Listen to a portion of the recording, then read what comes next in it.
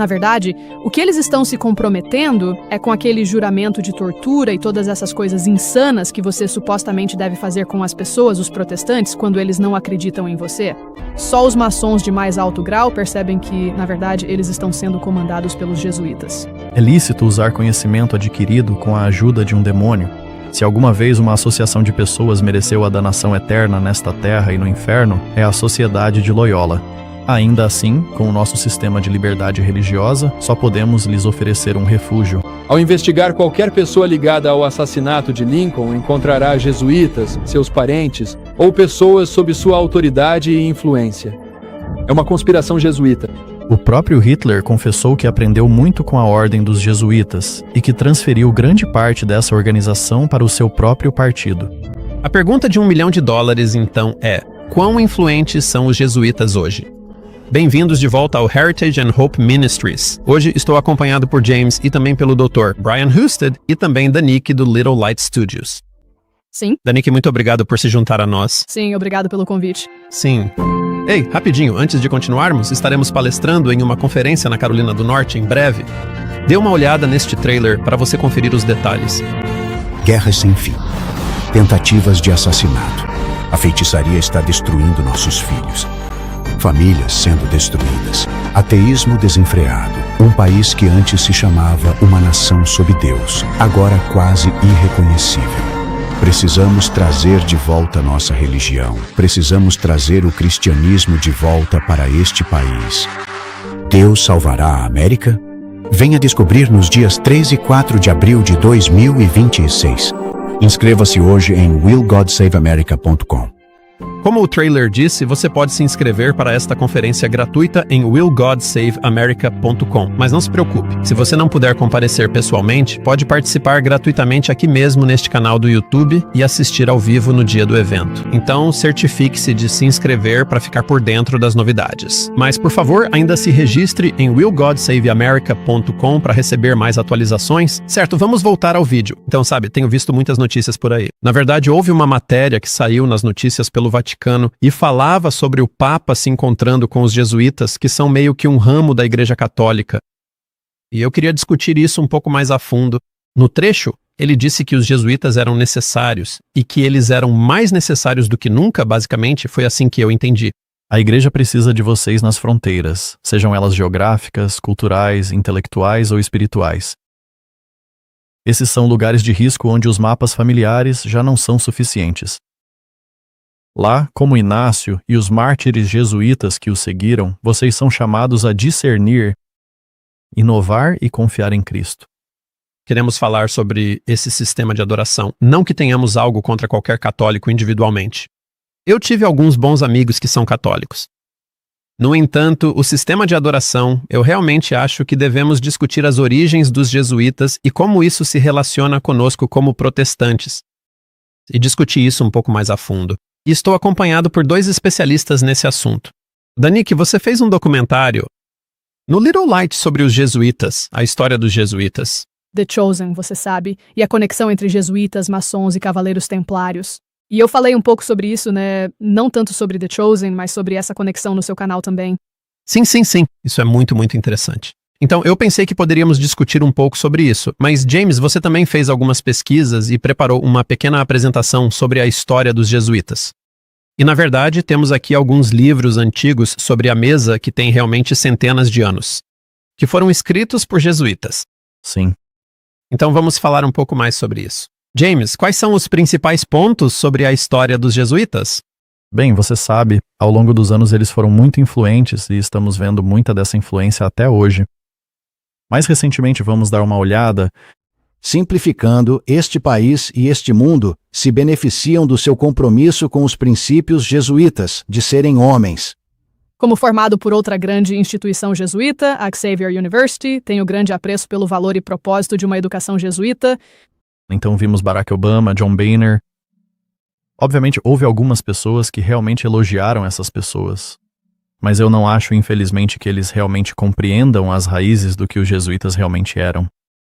E claro, a influência que eles tiveram na Contra-Reforma.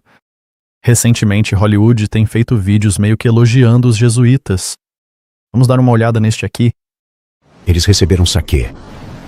Assim como o soldado romano ofereceu vinagre a Cristo moribundo,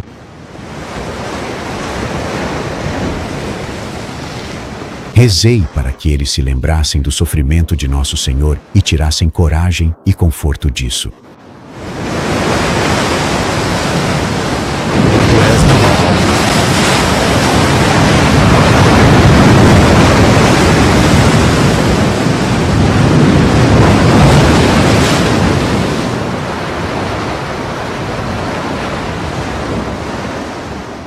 Então, como podemos ver aí, Hollywood tem um certo talento para retratar esses indivíduos como mártires, por assim dizer. É interessante também que, sabe, porque eu costumo me aprofundar nas conexões digitais com The Chosen. Sim, em The Chosen há algumas pessoas que cercam os escolhidos ou dão conselhos aos roteiristas e diretores de The Chosen. Todos eles ou estudaram em escolas jesuítas, ou escrevem de forma positiva sobre os jesuítas, ou realmente os exaltam. Também há muitas coisas interessantes acontecendo ali. E sim, como eu disse, quando fiz o documentário, descobri que, cara, existem laços muito, muito profundos entre The Chosen e os jesuítas. E é interessante, né, esse cara aqui que interpreta um dos jesuítas nesse filme. Esse é o filme Silêncio, eu acredito. E o ator é Andrew Garfield.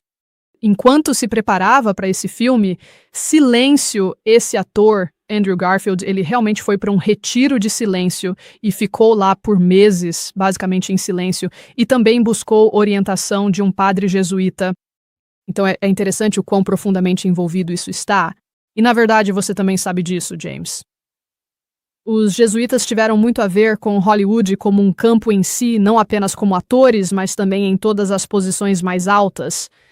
Eles foram muito instrumentais nisso e em como estruturaram Hollywood. A relação entre Hollywood e a CIA continua desde a época de Donovan, tendo influenciado inúmeros filmes, como mostrado no documentário Theaters of War, como o Pentágono e a CIA tomaram Hollywood. No filme, o Dr. Matthew Alford afirma que o que descobrimos é que milhares e milhares de produções foram afetadas, e muitas vezes são reescritas já no roteiro pelo Estado de Segurança Nacional dos Estados Unidos.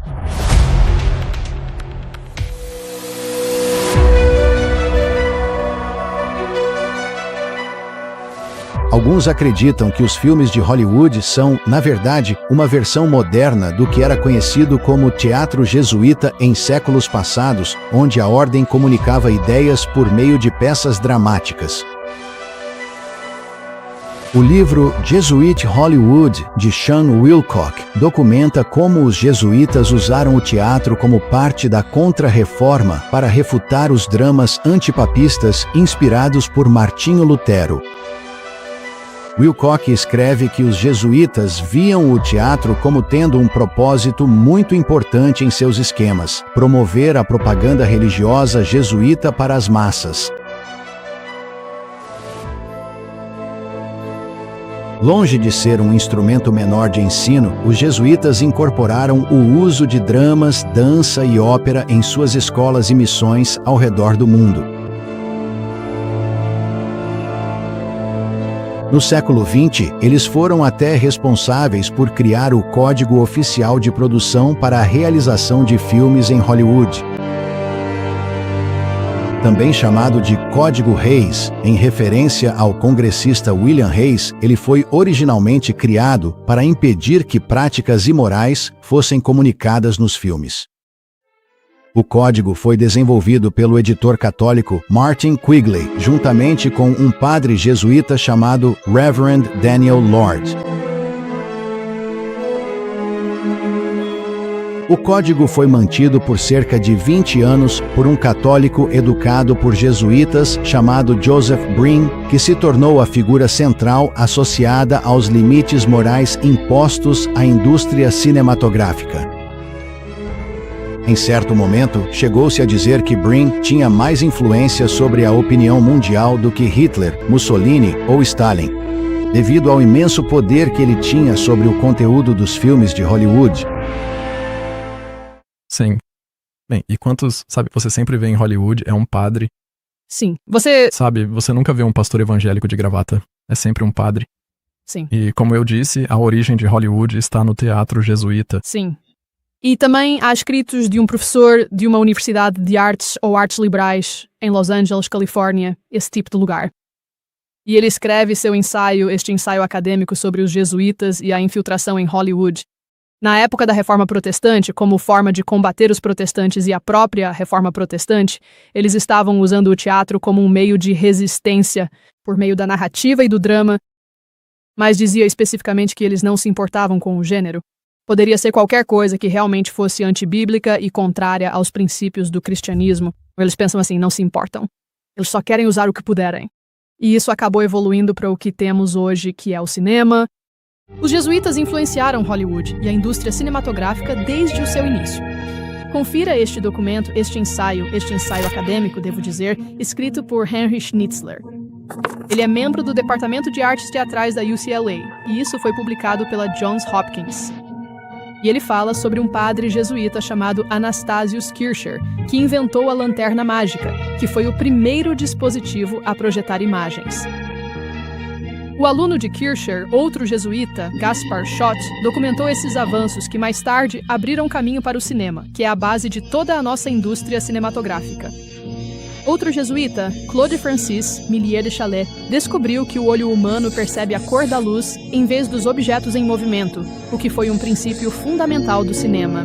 Sim, sabe, de uma perspectiva protestante, eu sei que ao longo dos anos muitas pessoas questionaram, por exemplo, parte da sua história, e especificamente estou falando do juramento jesuíta extremo. Houve uma história nas eleições de 1912 aqui nos Estados Unidos, com 2 candidatos ao Congresso na Pensilvânia.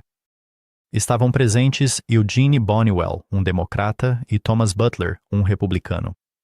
Senhor, Boniwell, o candidato que não teve sucesso, houve algo que veio à tona durante todo esse debate, e isso entre esses 2 candidatos. O juramento jesuíta, porque obviamente um deles estava tentando lançar suspeitas sobre o outro, e o juramento jesuíta extremo continha muitas coisas dentro dele, que eram realmente, eu diria, talvez fortes demais para serem lidas no YouTube, talvez. Quero dizer, podemos dar uma olhada nisso, mas algumas partes são realmente horríveis. E ao longo dos anos, algumas pessoas sugeriram que, era um juramento forjado. Na verdade, não era preciso e apontaram para, você sabe, alguns indivíduos para sugerir que não era realmente genuíno. Uma das partes interessantes, porém, foi que, aliás, havia também um segundo documento, o Secreta Monita, que eram instruções secretas para os jesuítas. A primeira cópia disso foi descoberta no Colégio dos Jesuítas em Paderborn, Westfália, em um armário na sala do reitor, e uma segunda cópia na cidade de Praga, em 1611. Havia Jacob Gretzer, que era um conhecido autor jesuíta, que afirmou que o Secreta Monita era uma falsificação feita por um jesuíta que havia sido expulso com ignomínia da ordem na Polônia, e que ele o publicou em 1616. Mas isso provou-se falso quando o Museu Britânico achou um impresso de 1596, onde o Secreta Monita foi copiado. Então, ao longo dos anos, eles tentaram negar alguns desses documentos, mas, na verdade, a história demonstra que esses eram documentos reais. Ao analisar outros escritos publicados dos jesuítas, que os temas presentes neles, na verdade, confirmam ainda mais esses documentos. Então, vou mostrar alguns exemplos aqui. O Pontificale Romanum, que é o juramento do abade por Clemente VIII. Ele contém o juramento do abade. Na verdade, nós temos uma cópia dele. E aqui está a nossa cópia, bem aqui. Havia um juramento ali para prometer que os hereges, cismáticos e rebeldes, ao nosso Senhor, o Senhor Papa ou seus sucessores, eu, na medida do meu poder, perseguirei e esmagarei. E foi exatamente isso que Roma fez. Então, se você olhar, por exemplo, para a regra 25 do Ad Extra Panda, que meio que deu início à Inquisição, havia ali uma autorização para a tortura. Nós realmente temos aqui em mãos o Ad Extra Panda, a licença para a tortura, exatamente neste livro, bem aqui. Quem escreveu esse livro? Bem, ele foi escrito por 2 autores jesuítas, Philippe Labb e Gabriel Cozart, da Sociedade de Jesus. Então, este é o Sacrosancta Concilia. É basicamente um livro de história que contém muitos dos concílios, decretos e diferentes reuniões da Igreja Católica. Faz muito tempo que não faço isso. Este é um conjunto de vários volumes. Só temos este exemplar, mas temos o livro ali mesmo. O principal deles é, na verdade, a mesma série. É apenas uma versão mais antiga. Então, A encadernação é um pouco diferente. Mas sim, se pararmos para analisar, na verdade, bem ali no início, logo nas primeiras páginas do livro, nós já temos essa regra bastante específica e impactante sobre a prática da tortura. Isso é muito louco. então, Quero dizer, não estamos inventando isso. Está bem ali.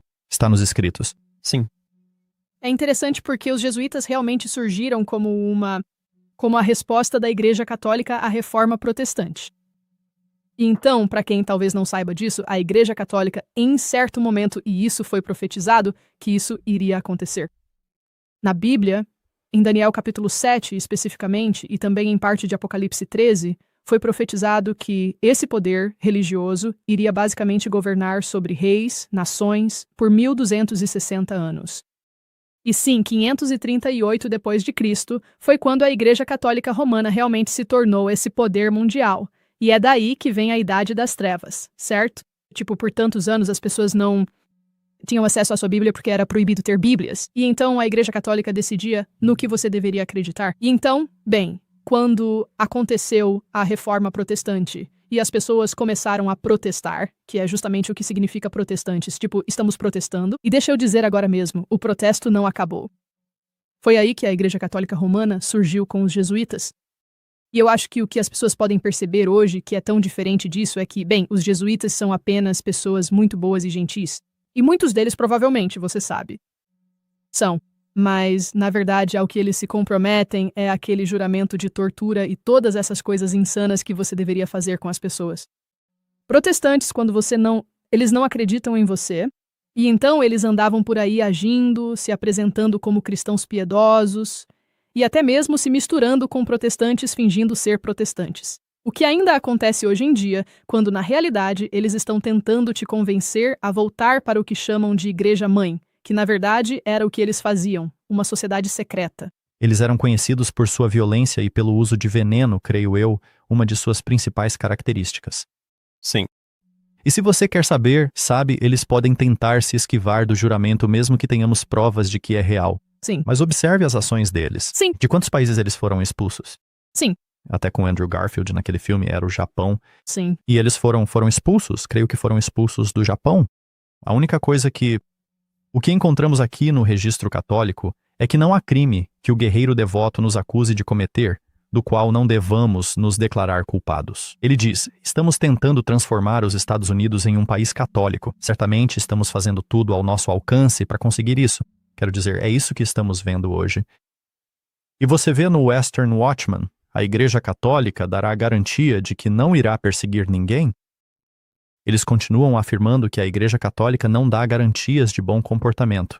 Ela cometeu erros em sua política, que prontamente corrigiu assim que foram descobertos, mas não há promessa de que, basicamente, seu clero não será novamente levado pela paixão popular. Agora, no registro do Congresso, também havia publicações de padres dizendo que, quando a Igreja precisava de homens armados para se alistarem como cruzados, os jovens da Igreja pegavam o mosquete e o sabre e obedeciam às ordens da Igreja.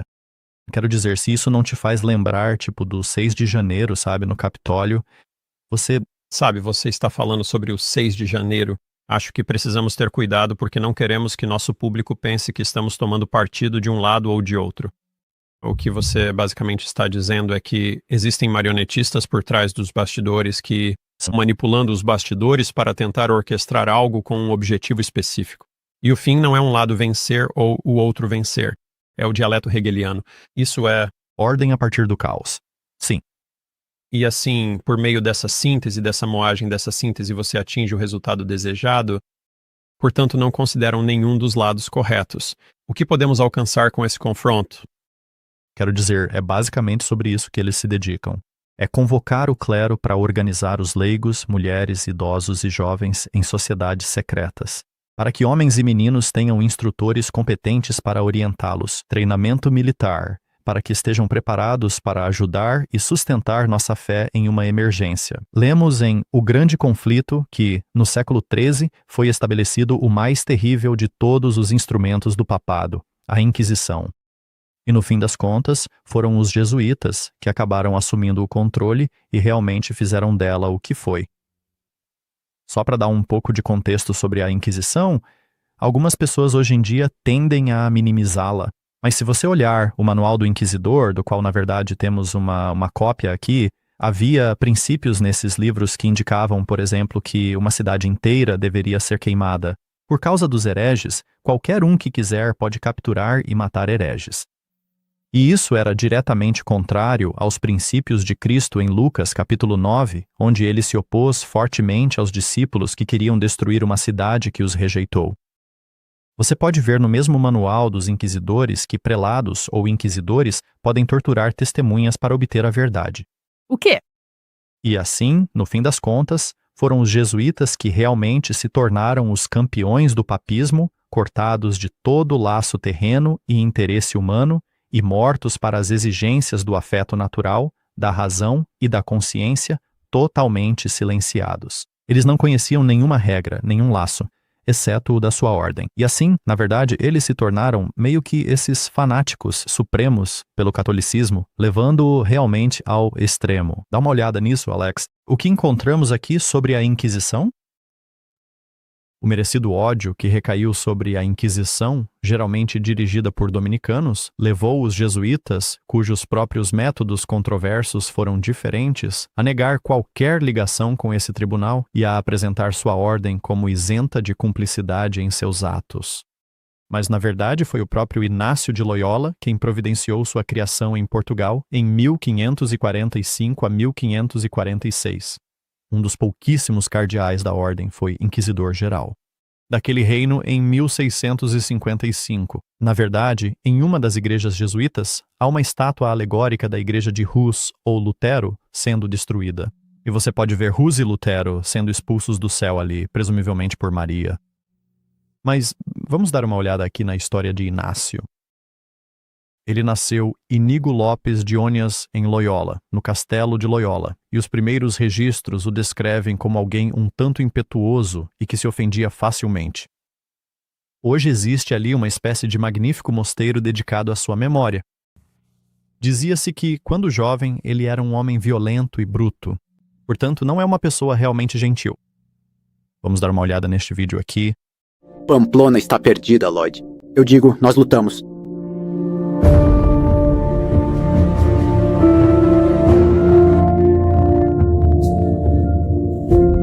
Ele quer se tornar um peregrino. Ele quer ir para Jerusalém e mendigar pelo caminho, como os santos peregrinos de antigamente. Mas ele é um Loyola. O que as pessoas vão dizer?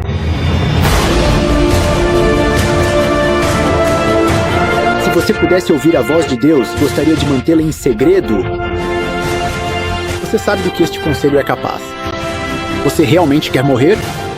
Então, infelizmente, em uma batalha com os franceses em Pamplona, ele quebrou a perna com uma bala de canhão. Bem, ela ricocheteou e despedaçou a perna dele, e seus planos para o futuro como grande guerreiro meio que terminaram ali, enquanto ele se recuperava. Ele leu sobre os santos e sobre Jesus, mas eram livros fantasiosos sobre os santos e, na verdade, não tinham um conteúdo muito bom. Ele foi até as montanhas de Montserrat para visitar uma imagem.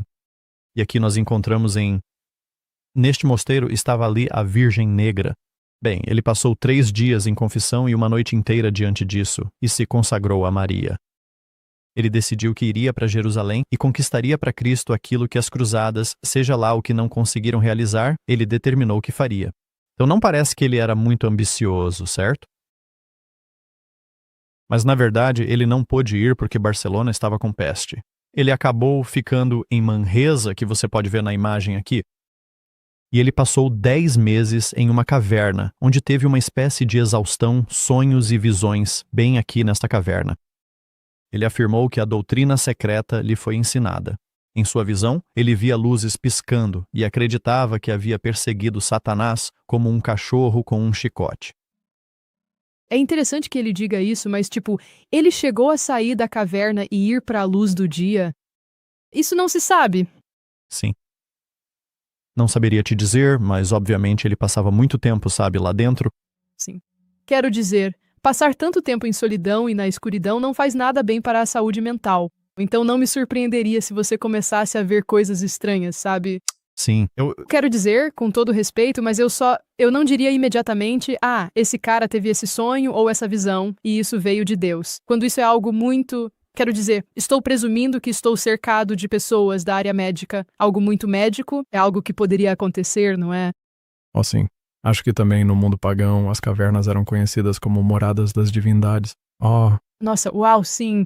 o fato de ele ir para uma caverna lembra o retiro silencioso que Andrew Garfield fez para aquele filme. Isso nos faz pensar se ele praticava exercícios espirituais, que comentaremos logo mais. ele Estava fazendo isso. Então, em 1534, Inácio e outros 6, em sua maioria de origem castelhana, se encontraram em Montmartre, nos arredores de Paris, em uma cripta sob a igreja de São Denis para fazer votos de pobreza, castidade e obediência. Há uma catedral magnífica lá, e ele era conhecido por seus poderes ocultos. Isso meio que me lembra um pouco de alguns dos relatos que temos, como o de Simão, o mago, na Bíblia. Na verdade, há um relato nos Atos Apócrifos de Pedro sobre a morte de Simão, o mago, em que Simão estava realizando magia no fórum, e o apóstolo Pedro ora para interromper seu voo, e ele cai e morre. Sim, é interessante, aliás, que eles considerem Pedro como seu primeiro papa. Certo. E aí, Pedro chegou a denunciar esse tipo de coisa que Inácio estava fazendo. É uma boa observação. Aqui temos uma foto do touro, bula do Papa Paulo III que confirmou a Ordem dos Jesuítas, Regimini Militantes Ecclesiae. Então, o Papa Paulo III era, de certa forma, uma figura controversa durante o Concílio de Trento. Naquela época, na cidade de Roma, acreditava-se que havia 45.000 prostitutas que realmente pagavam com o que ganhavam através da prostituição para a sé romana. Então, sim, ele era meio que um cafetão, por assim dizer. E lá estava ele concedendo licença aos jesuítas. Mas os poderes concedidos a Loyola e seus seguidores incluíam excomungar, conferir ordens, pregar e administrar sacramentos, mudar o general deles, etc. Se você pensar no poder que a própria excomunhão tinha, qualquer um poderia matar alguém que fosse excomungado. Era basicamente o poder de condenar alguém à morte, se assim o desejasse. Existe um ditado jesuíta, creio eu, que basicamente diz que o assassinato de um tirano não é assassinato de fato. Sim. Então, primeiro eles provaram o seu valor nos hospitais. Pronto. Sim. Então, começando, presumivelmente fazendo trabalhos braçais. Assim, a perspectiva que adquiri na medicina sempre esteve muito ligada à pessoa, em oposição à doença que por acaso acomete a pessoa. Isso realmente remonta muito à minha formação. Serviço ao próximo, mas com um tema muito forte de rigor intelectual, integridade e honestidade, que novamente não foi algo que escolhi deliberadamente. Isso esteve presente desde praticamente o momento em que nasci com meus pais. E então, a ideia de passar por um longo período de educação com os jesuítas foi algo muito natural, para me levar até onde estou hoje. Então, se você der uma olhada nesta conta aqui, os seguidores se comportaram nos hospitais venezianos. Eles realizavam os serviços mais humildes, varrendo e esfregando os pisos imundos, limpando os utensílios de quarto e fazendo muitas tarefas servis. Mas algumas dessas tarefas eram bastante extremas. Alex, o que Xavier fez aqui? Diz aqui que eles não apenas realizavam os serviços mais servis, varrendo, esfregando os pisos imundos, limpando os utensílios do quarto, colocando os mortos em camas e cavando sepulturas. Mas eles escolheram justamente os trabalhos que eram mais propensos a gerar repulsa e horror.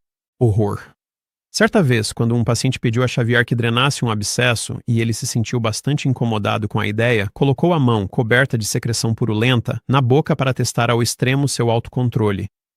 Simão Rodrigues convidou um leproso que teve a entrada recusada no hospital para o seu quarto e partilhou a cama com ele. Nossa, que incrível. Uau. Jesus não disse, não ponham à prova o Senhor, seu Deus? Bem, isso me faz lembrar, isso é quase como uma forma extrema de ascetismo, não é? Como você via lá no Oriente. Mas aqui vemos, bem aqui, em um caso, deitar em uma cama onde havia pediculose. E só algumas coisas horríveis que eles faziam para tentar chocar e impressionar. Mas, eles fundaram universidades. Francisco Xavier aprendeu dezenas e dezenas de línguas na Índia e no Japão.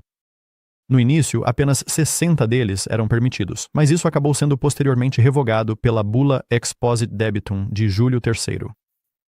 E eles se tornaram professores do povo. Obviamente, eles também estiveram envolvidos na Contra-Reforma. Sim, então temos 3 pessoas aqui. Temos Alcazar, obviamente, com seu Vestigatio, Arcana, Ascensus e Apocalipsus à esquerda. E temos no meio Francisco Rivera e à direita Manuel de Lacunza. Então temos o preterismo, que surgiu realmente com Alcazar, e depois o futurismo com Rivera e Lacunza. Então, você pode explicar um pouco mais o que isso significa para as pessoas que não entendem esses termos? Bem, então temos o preterismo, que coloca tudo no início. E depois temos o futurismo, que meio que coloca todos os eventos proféticos no fim dos tempos. Sim. E então, sim, esses indivíduos promoveram essas ideias como uma forma de combater o historicismo na Reforma Protestante. Bem, isso é interessante, porque o motivo pelo qual eles fizeram isso é porque tantos dos reformadores, e há muitos, listas inteiras deles, todos eles apontavam para a Igreja Católica, não apenas para a Igreja, mas especificamente para o Vaticano e para o papado como uma função, certo? E nós nunca falamos sobre o anticristo como sendo o próprio Papa, porque muitos papas já vieram e se foram. É a cadeira do papado. Todos eles apontavam para eles ou para o papado como o anticristo. Então eles pensaram, bem, vamos tirar o foco de nós.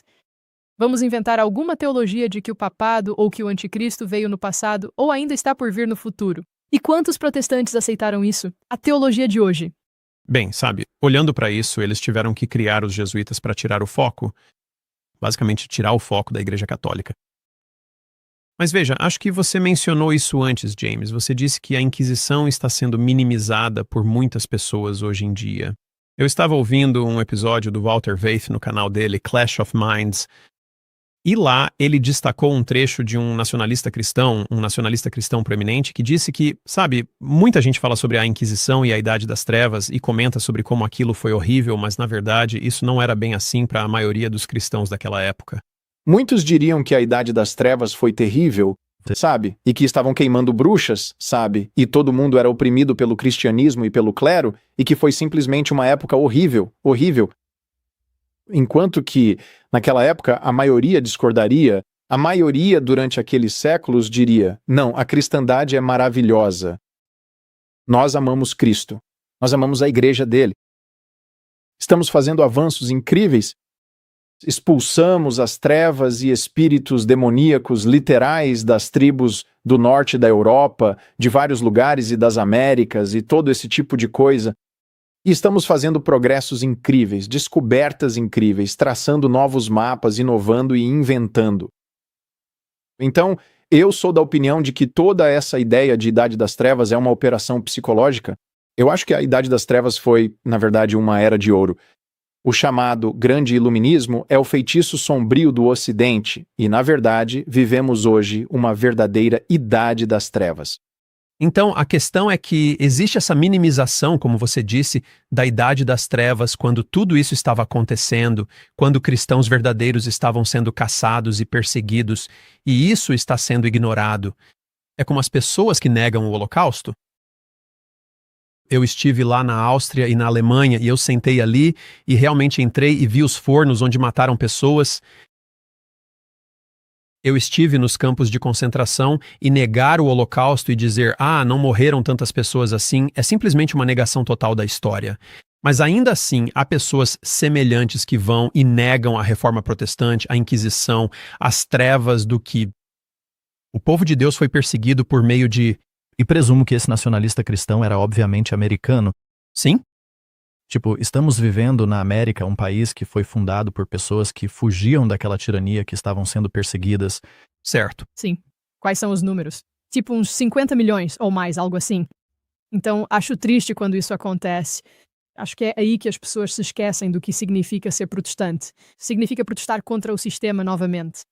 Vou dizer isso hoje.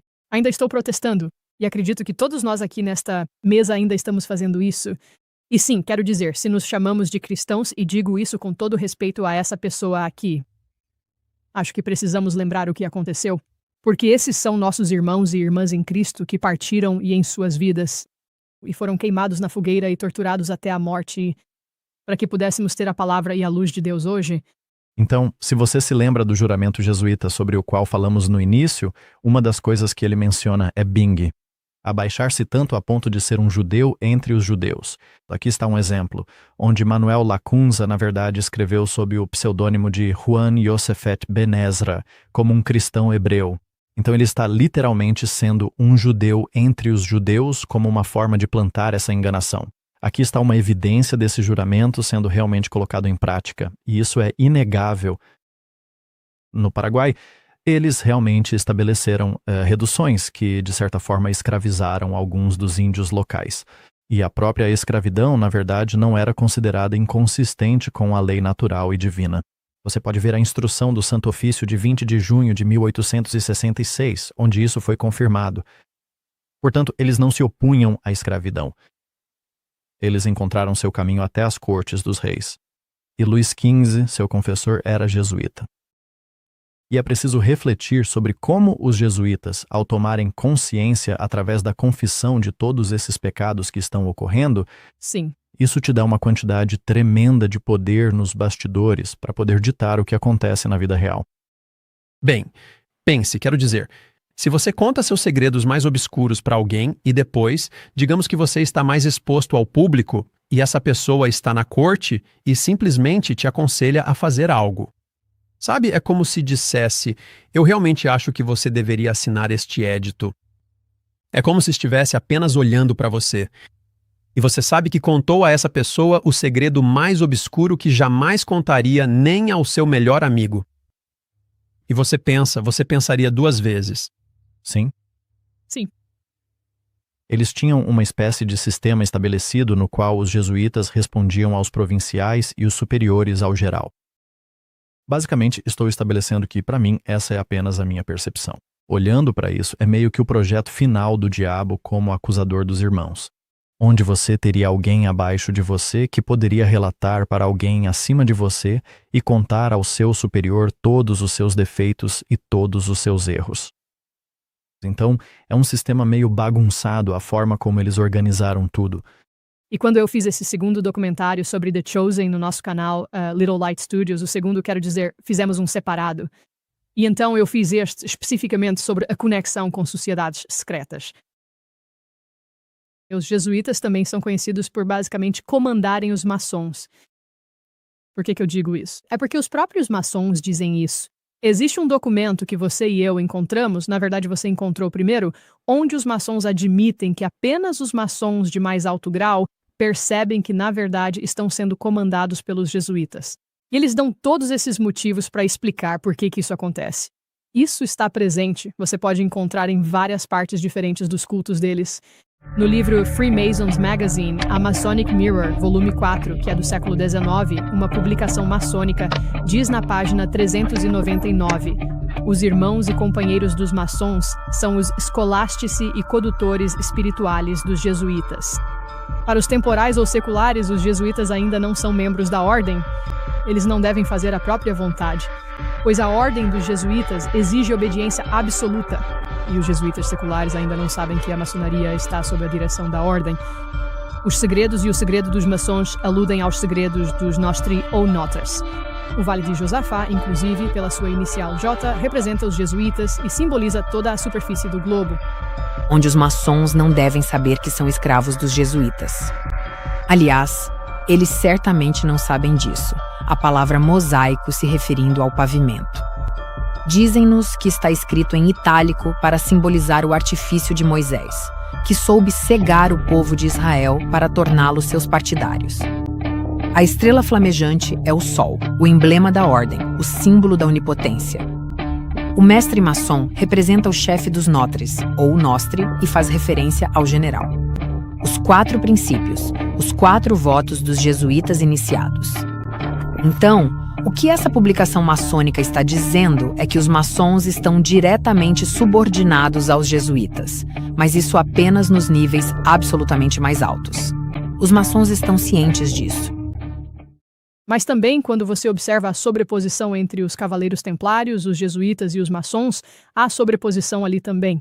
Então é quase como se fosse um sistema triangular dessas três organizações trabalhando juntas, algumas delas nem mesmo sabendo que estão sendo controladas pela outra. Vamos direto aos escritos de Albert Pike, um maçom do 33º grau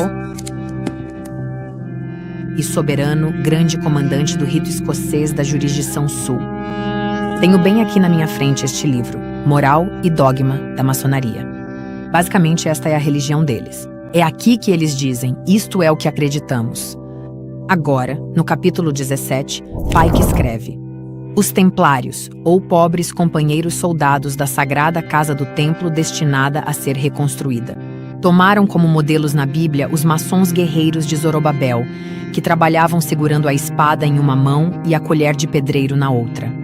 Portanto, foi por isso que a espada e a colher de pedreiro eram as insígnias dos templários, que posteriormente se ocultaram sob o nome de Irmãos Maçons. O nome Frères Maçons em francês foi corrompido em inglês para Freemasons. Então Pike não está apenas fazendo um comentário casual aqui. Ele está traçando uma conexão direta entre os Cavaleiros Templários e as origens da maçonaria. E no capítulo 30, ele vai ainda mais longe, revelando o que aconteceu pouco antes de Jacques de Molay, o último grão-mestre dos Templários, ser executado. Os Templários foram gravemente acusados de cuspir em Cristo e negar Deus em suas cerimônias de iniciação, de obscenidades grosseiras, conversas com demônios femininos e da adoração de um ídolo monstruoso. O fim do drama é bem conhecido, assim como a forma como Jacques de Molay e seus companheiros pereceram nas chamas. Mas antes de sua execução, o chefe da ordem condenada organizou e instituiu o que depois passou a ser chamado de maçonaria oculta, hermética ou escocesa. Na escuridão de sua prisão, o grão-mestre criou 4 lojas metropolitanas, em Nápoles, para o Oriente, em Edimburgo, para o Ocidente, em Estocolmo, para o Norte e em Paris, para o Sul. As iniciais de seu nome, JBM, encontradas na mesma ordem nos 3 primeiros graus, são apenas uma das muitas provas internas e contundentes de que essa foi a origem da maçonaria moderna. Eu também tenho aqui uma Bíblia maçônica. Quando você a abre, há um diagrama nela com o plano da ordem da maçonaria. Bem aqui, na estrutura da maçonaria, você pode ver os Cavaleiros Templários e seu símbolo. Agora, a história nos diz que o Papa Clemente V dissolveu oficialmente os Cavaleiros Templários em 1312. Mas a questão é, eles realmente desapareceram ou apenas se reinventaram, transformando-se na maçonaria? Justice Pike, uma das maiores autoridades da maçonaria, admite: a ordem desapareceu de uma vez. Seus bens e riquezas foram confiscados e parecia ter deixado de existir. No entanto, ela continuou viva, sob outros nomes e governada por chefes desconhecidos, revelando-se apenas àqueles que, ao passar por uma série de graus, provaram ser dignos de receber o perigoso segredo. Agora, em sua famosa série Total Onslaught, o Dr. Walter White mostrou algumas fotos dele visitando um santuário. Preste atenção à semelhança da simbologia entre os maçons e os templários. Agora, vamos entrar um pouco na história. Vou levar vocês a este belo palácio. Onde vocês acham que fica? Fica em Jerusalém. E é Notre Dame, Vaticano. E é aqui que o Papa tem sua representação em Jerusalém. É um palácio digno de um rei. A bandeira do Vaticano está hasteada do lado de fora. E aqui está o Palácio dos Cavaleiros, o Patriarcado Latino. Foi aqui que os Cavaleiros Templários originalmente tinham um local. Se você entrar, há um altar interessante. E ao olhar para o altar, você verá algumas figuras aqui. Esta aqui é muito interessante. Deixe-me chegar um pouco mais perto. E o que você vê? Você vê a águia de 2 cabeças, que também é o símbolo usado na maçonaria. Lá está, no altar dos cavaleiros. E o que há deste lado? 2 espadas empunhadas como uma bússola. Fascinante. Portanto, existem muitas figuras maçônicas. As figuras aqui presentes, as penas da cauda e as penas da águia, lembram muito o que se vê, por exemplo, no verso da nota de $1 e todos aqueles outros símbolos interessantes do círculo com o triângulo e o sol ao redor. E os herdeiros da nuance templária são os jesuítas. Agora, os jesuítas, é claro, são aqueles que, nos bastidores, controlam muitas coisas. Até mesmo Helena Blavatsky, uma ocultista altamente influente e adoradora de Satanás, conecta os jesuítas aos cavaleiros templários. Então, Blavatsky disse que as versões modernas dos templários foram, na verdade, inspiradas e influenciadas pelos jesuítas para tentar cristianizar aquilo em que os templários realmente acreditam. E, claro, especialmente aquelas vertentes que estão conectadas com a maçonaria. Não somos apenas nós que estamos fazendo essas conexões. Vamos dar uma olhada novamente na série Total Onslaught de Walter Veith, onde ele mostra como os cavaleiros, templários, jesuítas e maçons são basicamente a mesma coisa. O cristianismo e as sociedades secretas podemos resumir da seguinte forma: a antiga religião babilônica deu origem ao cabalismo. Através de suas seitas e outras, o gnosticismo surgiu, e o gnosticismo foi fundado por Simão, o mago. Isso vem de nenhuma outra fonte senão Histoire de la Magie, de Eliphas Levi. Uau, essa é uma fonte maçônica de alto nível. Então, no gnosticismo, fundado por Simão, o mago. Depois, esse gnosticismo, com sua doutrina secreta, foi eventualmente, ao longo do tempo, através de muitas organizações intermediárias, transmitido aos Cavaleiros Templários. E os Cavaleiros Templários eram um grupo de uma ordem católica romana, se preferir, que foi designado para proteger o local do templo.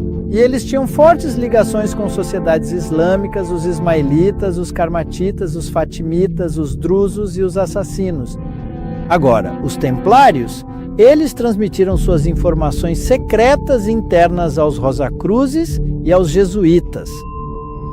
Os jesuítas, por sua vez, formaram e criaram a maçonaria. E a maçonaria foi criada como o braço protestante da Igreja Católica Romana. Sem que eles soubessem, iludidos, enganados, se preferir, a fazer o trabalho que Roma queria que eles fizessem para que Roma pudesse ficar nos bastidores.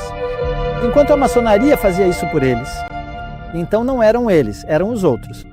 E eram principalmente protestantes que estavam fazendo isso. E não estava errado. Muito inteligente. Muito, muito inteligente mesmo. Sim, eles obviamente têm uma estrutura bastante elaborada. Você pode ter noviços, escolásticos, coadjutores temporais até chegar ao mestre jesuíta. Leva anos para chegar a esse nível. Você... Sabe, olhando para esses níveis, não acho que os noviços necessariamente façam aquele juramento jesuíta extremo. Sim, provavelmente é esse o caso. Porque se existissem, acho que você veria muito mais cópias disso por aí. Acho que você provavelmente chega a esse nível extremo depois de anos na função, quando está perto do topo. Sim. Provavelmente é parecido com a maçonaria, sabe? Como a maioria dos maçons iniciantes não tem a menor ideia do que está se metendo. É realmente quando você está em um nível mais alto, e como aquele documento maçônico dizia, só quando você está em um grau mais elevado como maçom, é que realmente percebe que está sendo controlado pelos jesuítas. O Vale de Josafá, inclusive pelo seu J inicial, representa os jesuítas. E simboliza toda a superfície do globo, onde os maçons não devem saber que são escravos dos jesuítas. Aliás, eles certamente não sabem disso. Sim, o general dos jesuítas sempre esteve em relação ao Papa muito parecido com um poderoso grande feudo da Idade Média em relação a um senhor supremo titular fraco. Então, de certo modo, pela doutrina de Guri sobre os jesuítas, vemos que é uma ordem muito poderosa, talvez até acima do próprio Papa. E os jesuítas se gabavam disso. Você pode ver onde eles dizem que nosso Padre Geral, como todos sabem, governa a própria Roma e o Papa, e fazemos guerra à nossa vontade entre um príncipe e outro, entre o príncipe e seus súditos. Usurpamos domínio sobre cidades e países, sem temer que nossas ações sejam descobertas. Como nosso comércio é principalmente com grandes homens, sabemos todo o segredo público e podemos, de maneira singular, eliminar hereges e inimigos da corte romana. Então, este é o atual general hoje, Arturo Sosa. E se voltarmos aos livros de história, em muitos casos, eles chegaram a um poder tal que, quando o italiano Acquaviva se tornou padre-geral, ofereceu sua mão para ser beijada, assim como o Papa ofereceu seu dedo do pé. Já ouvi dizerem que ele é o Papa Negro, Sim. E depois você tem o Papa de frente, que é o... Papa Branco. Mas o Papa Negro realmente controla tudo muito mais do que o Papa normal, não é? Sim. Então, lemos aqui que um deles. Dosa pregou blasfemamente nestes últimos dias. Deus nos falou por meio de seu filho Inácio, por quem ele designou o herdeiro de todas as coisas, por meio de quem também criou o mundo. Uau! O quê? Espere. Então agora, Inácio é o criador do mundo? Colocaram ele no lugar de Cristo. Isso mesmo. Isso é loucura. Leia isso mais uma vez para mim, sim. Nestes últimos dias, Deus nos deu seu filho Inácio, nomeado herdeiro de todas as coisas e por quem criou o mundo. O quê? Então, vamos dar uma olhada em algumas das obras aqui. Estes são os exercícios espirituais. Um dos pontos aqui é este, que o que vejo como branco, acreditar que é preto, se assim determinar a hierarquia da igreja. Ou seja, acreditarei que aquilo que vejo como branco é preto, se a hierarquia da igreja assim o determinar. Então, basicamente, você deveria entregar até mesmo sua capacidade de raciocínio, de modo que nem poderia enxergar a realidade básica sem a permissão do Papa. Mas, vamos dar uma olhada aqui. Nesta obra, vemos que na contracapa, o Papa está alimentando o fogo que queimou Londres. Os jesuítas meio que começaram incêndios em todos os cantos do mundo, e foi exatamente isso que eles fizeram, tanto que chegou um ponto em que os governantes não aguentaram mais. Eles acabaram sendo expulsos de Paris, Portugal e Espanha. Este relato aqui, de 1762, feito pelo simpatizante jansenista Abade Chauvelin, que denunciou a Constituição da Sociedade de Jesus, que foi publicamente examinada e discutida em uma imprensa hostil. Eles deram um aviso de que, quando esses jesuítas fossem expulsos, se um único jesuíta, mesmo doente ou moribundo, ainda fosse encontrado na região. Sob seu comando após o embarque, prepare-se para enfrentar execução sumária. Basicamente, eles eram expulsos sob ameaça de morte se errassem uma única vez. Aqueles que prestaram o juramento prestarão suas vidas ao desserviço. O Papa, então suponho que eles preferem morrer a ceder.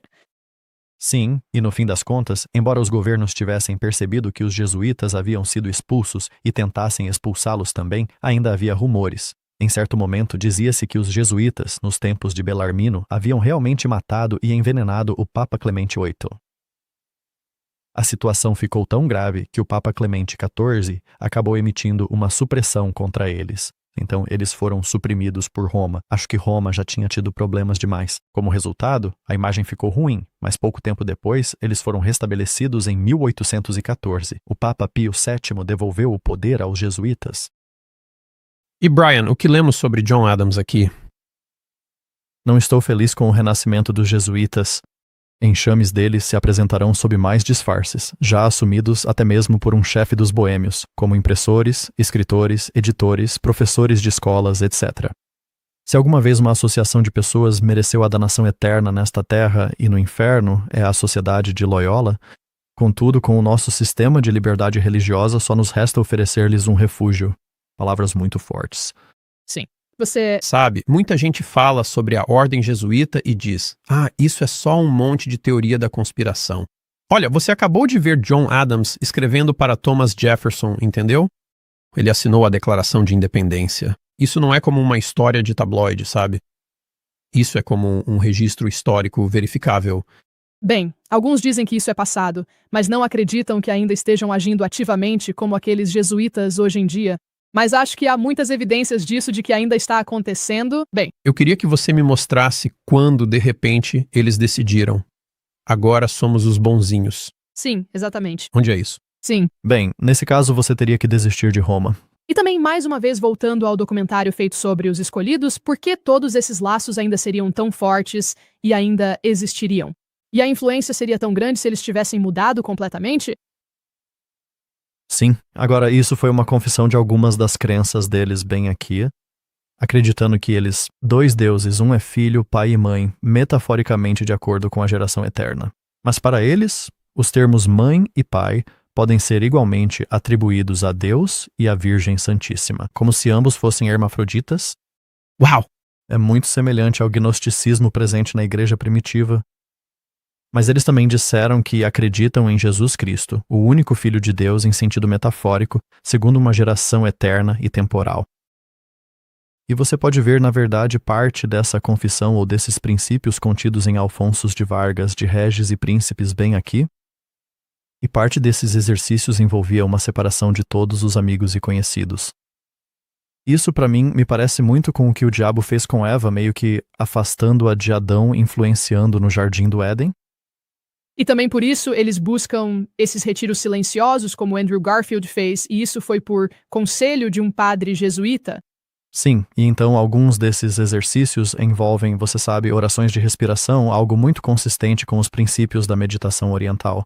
Em vez de meditar, por exemplo, sobre a lei de Deus, eles também se faziam como um templo para Deus habitar, mas de certa forma observando como Deus habita nas criaturas, nos elementos, na vegetação e nos animais.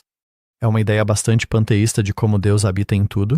Bem, sabe, e isso é algo sobre o qual acho que devemos talvez dar uma leve palavra de cautela aos nossos espectadores, porque existem livros de uma nova ordem que foram impressos, que se infiltraram até mesmo no Adventismo do sétimo dia, que na verdade possuem algumas das características básicas dos exercícios espirituais de Loyola. Sim. E eu me lembro de estar em uma igreja local e ter um livro. A ideia surgiu e foi tipo, bem, é isso que vamos estudar pelos próximos 3 meses. E você lê esse livro, e isso é levado para uma igreja adventista do sétimo dia. Você lê esse livro, e há exercícios ali em que você faz uma oração e pensa em cada palavra e no que ela significa. E você ficava ali meio que fazendo orações repetitivas e coisas assim. E James, você provavelmente pode me contar mais sobre isso, mas isso lembra bastante muitos dos exercícios espirituais de Loyola. Estou certo em pensar assim? Me explique melhor isso. Sim, essa também foi a minha impressão quando olhei para aquele livro. Então isso era uma preocupação. Então eles acabaram se envolvendo, no fim das contas, com as artes ocultas, cura astrológica. Podemos ver um exemplo disso bem aqui com Athanasius Kircher. Ele também esteve envolvido com a lanterna mágica e o som surround, de certa forma. Você pode ver alguns desses princípios que foram, em última análise, incorporados em Hollywood. Agora, no que diz respeito à lei de Deus, podemos ver exemplos de como eles perverteram a lei de Deus, afirmando que clérigos que cometem o crime de sodomia não incorrem na penalidade da bula, se isso não for praticado mais do que 2 ou 3 vezes. Envolver-se antes da bênção do casamento não é pecado ou é um pecado leve, mas também é conveniente se o casamento for muito adiado. Todos os nomes que as Escrituras dão a Cristo, uma vez que parece que ele está acima da igreja, todos esses mesmos nomes são dados ao Papa. Se o Papa ordena que vícios sejam virtudes e virtudes ou vícios, o homem é obrigado a acreditar nisso, a menos que ele desejasse pecar contra a sua própria consciência. Você também pode ver aqui que um homem pode ser justificado mesmo sem amor. O quê? Então é a salvação. Funciona nesse ponto? Basicamente, sim. Que era legal. É lícito usar o conhecimento adquirido com a ajuda de um demônio? Uau! É lícito usar o conhecimento adquirido com a ajuda de um demônio. Sabe, isso me lembra de como a CIA falaram sobre como eles tinham videntes remotos. Certo. Na verdade, houve um episódio no programa do Sean Ryan em que eles tinham um cara que era militar, mas ele tinha um vidente remoto que trabalhava para a CIA. Vamos. Portanto, segundo o pensamento jesuíta, isso é perfeitamente normal. Você pode fazer isso. Ele perguntou se ela já tinha feito visualização remota da crucificação. Isso é interessante e deveríamos incluir. Ela basicamente começou a piscar os olhos. Ela ficou meio desligada. Foi como se um demônio, nem conseguisse responder à pergunta. Acho que há algum tipo de possessão demoníaca aí. Havia também toda aquela história da Arca da Aliança que eles estavam abordando, mas não vamos entrar nesse assunto. Sim, com certeza. Veja como permitiram o roubo. Se caso não obtiverem igualdade no tribunal sozinhos, os domésticos podem. Eles se compensam extrajudicialmente em segredo. Mas, sabe, eu acho que se alguma vez você precisar de provas de que os jesuítas, especialmente em sua origem, e acredito que ainda hoje, e principalmente nos níveis mais altos, não são cristãos, é isso aqui. O problema é que eles dizem, sim, basicamente recebemos ajuda de Satanás e tudo bem. Sim. Então aqui podemos ver também, e claro, alguns desses livros que os jesuítas escreveram, dos quais temos cópias, encontramos também o Vicarius Philaidei lá. Você pode explicar o que é isso? Sim, o nome 666, que soma 666. Sim, em números romanos. Sim, temos outros vídeos em nosso canal que abordam esse assunto em detalhes, então dê uma olhada neles. Este trabalho jesuíta aqui de Peter. A Lagona disse que se Deus disser para matar, roubar e fornicar, é nosso dever. Então pense no que porta isso abre para o pecado. Porque ele disse para não fazer todas essas coisas, muito especificamente. Então, eles devem servir a outro Deus. Sim. Eu ia dizer, fico me perguntando qual Deus eles servem, porque o meu Deus bíblico não diz isso. Bem, quero dizer, podemos voltar ao outro slide, mas digamos que está tudo bem obter conhecimento de um demônio. Quero dizer, mas você pode destrinchar. Na verdade, é só a teologia deles. Mas é realmente a natureza de Deus, certo? A noção de tormento eterno, certo? Não é um Deus amoroso. Então, se você sente prazer no tormento de assistir pessoas queimarem por milhares de anos... E o diabo era um assassino desde o princípio. E diz literalmente, sabe, se Deus lhe disser para matar, então está tudo bem. Certo. Acho que isso remonta à história de como a Igreja Católica foi fundada. Se você realmente entender como tudo começou, alguns católicos acreditam que a Igreja Católica já existia há algum tempo. Nos tempos bíblicos, o que não é preciso. A teologia é muito diferente. Mas enfim, tudo começou quando o imperador Romano Constantino teve uma visão ou um sonho pouco antes de ir para a batalha. Ele teve essa visão de uma cruz. O Kairos? Sim. E dizia, com este sinal vencereis. Era uma cruz cristã. Então ele disse, ok. Então ele imprimiu aquela cruz nos escudos de seus homens. Eles conquistaram. Ele disse, bem, acho que agora sou cristão. Então ele começou a misturar, e talvez tenha sido genuíno, não sei, mas ele começou a misturar suas crenças romanas, adorando o Sol, Saturno e todos os planetas, com algumas de suas crenças cristãs. E muito lentamente, a partir disso, e isso é tudo histórico, vocês podem pesquisar, muito lentamente disso acabou surgindo a Igreja Católica Romana. A Igreja Romana recebeu o poder dos estados e disso surgiu o catolicismo, certo? E é por isso que se chama catolicismo romano, porque é de Roma, é romano. Ainda é a origem disso.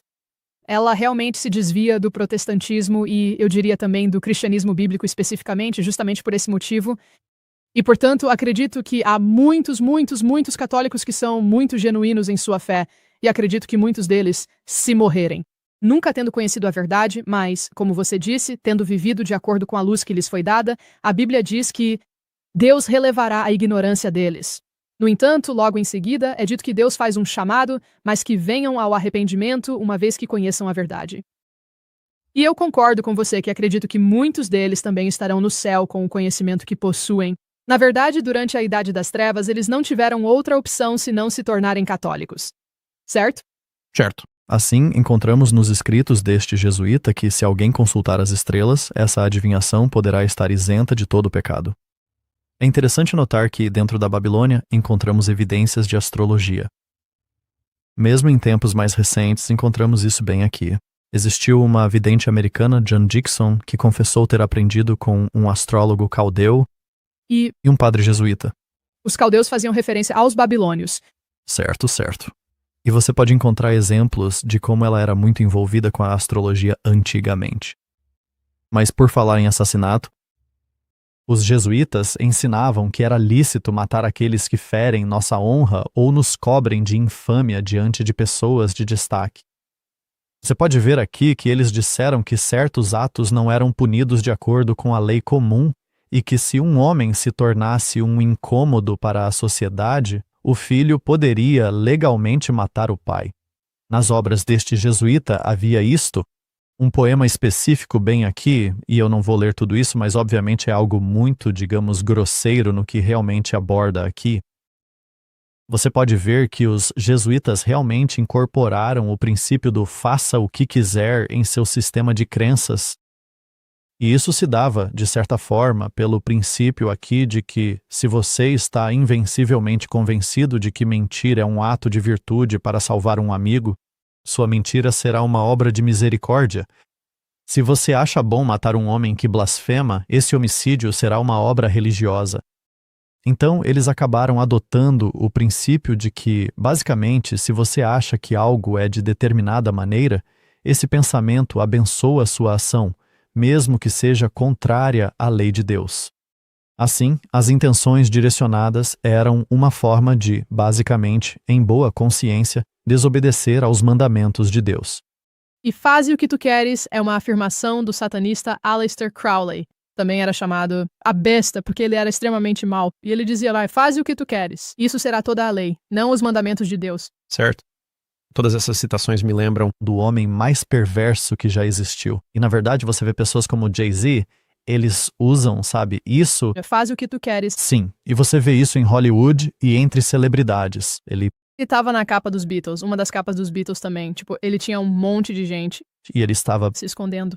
Apocalipse 21, versículo 8, que diz: mas os covardes e os incrédulos e os abomináveis e os assassinos e você... e os impuros, e os feiticeiros, e os idólatras, e todos os mentirosos terão a sua parte, no lago que arde com fogo e enxofre, que é a segunda morte. Ou seja, as escrituras não poderiam ser mais claras sobre esses pontos. E, no entanto, você encontra aqui citações desses autores que o contradizem diretamente. Sim, sim. E precisamos orar por todos os envolvidos nisso para que se arrependam. Deus ainda ama essas pessoas. E ele venceu. Eu penso em Deus. Chora por qualquer uma dessas pessoas que faleceu sem ter se arrependido. Sabemos que haverá um chamado para sair. Meu povo. Sim, sair da Babilônia. Sim, então... Eles estão. Isso acabou se estendendo, no fim das contas, para coisas como o suicídio também. Mas o jesuíta Antônio Casnetti disse: faça o que sua consciência disser ser bom e ordenado. Se, por erro invencível, você acreditar que mentir ou blasfemar é ordenado por Deus, blasfeme. Então... este aqui diz que uma prostituta pode legitimamente receber pagamento, mas ela não deve colocar o preço muito alto. Ou seja, eles não queriam que suas meretrizes cobrassem preços altos. Ah, sim, por quê? Eles querem usá-las? Essa seria a pergunta. Eu? Ou seja... isso que você está dizendo, eu disse... antes, desde que seja 2 ou 3 vezes, tudo bem. Então, as escrituras aqui, na fé de milhões, disseram que, fato simples, a Bíblia, como toda letra morta, exige um intérprete vivo. Portanto, as respostas da caixa de perguntas também se referem à Bíblia como um livro morto e sem voz. Mas eles dizem que nenhum católico tem as escrituras como cera de nariz, ou como letra morta, ou como uma regra lésbica. A regra é para nós a mais certa e a letra é a mais viva e vital. Mas a maneira como eles chegam a essa conclusão é porque tem o Papa para ir e interpretá-la para eles. Caso contrário, para os protestantes, eles a chamam de letra morta. Agora, também houve essa afirmação que Blaise Pascal, que era jansenista, meio que se opôs aos jesuítas, e ele escreveu aqui as declarações de Leonard de Lescia, onde Lescia afirmou no artigo 4 que as mulheres não pecam mortalmente, que se oferecem para serem vistas pelo jovem por quem acreditam ser vergonhosamente desejadas. Este jesuíta, Lorenzo Campeggio, disse que um padre que se casa comete um pecado mais grave do que aquele que tem muitas concubinas. O jesuíta Leonard Lessius afirma ser lícito matar quem tente agredi-lo com um soco ou tapa para evitar desonra inevitável. Nossa! E quanto a dar a outra face, como Jesus disse? Bem, esse é o problema. O próprio Robert Bellarmine elogiou o terrorismo, mas também diz que acusa Lutero de ser ignorante, por pensar que a igreja nunca queimou ninguém, porque ele disse que a igreja havia queimado, quase um número infinito foi queimado ou de outra forma executado. Ele fala sobre o utilitarismo do terrorismo e como este foi eficaz na eliminação dos donatos, maniqueus e albigenses. Espera aí, isso me faz pensar, o quanto eles estiveram envolvidos em atos terroristas recentes? Sim, você... saber? Sim? Bem, esta sentença aqui disse que um papa pode matar com uma única palavra. Para. Tendo recebido o pasto para as ovelhas, não recebeu ele o direito de degolar os lobos?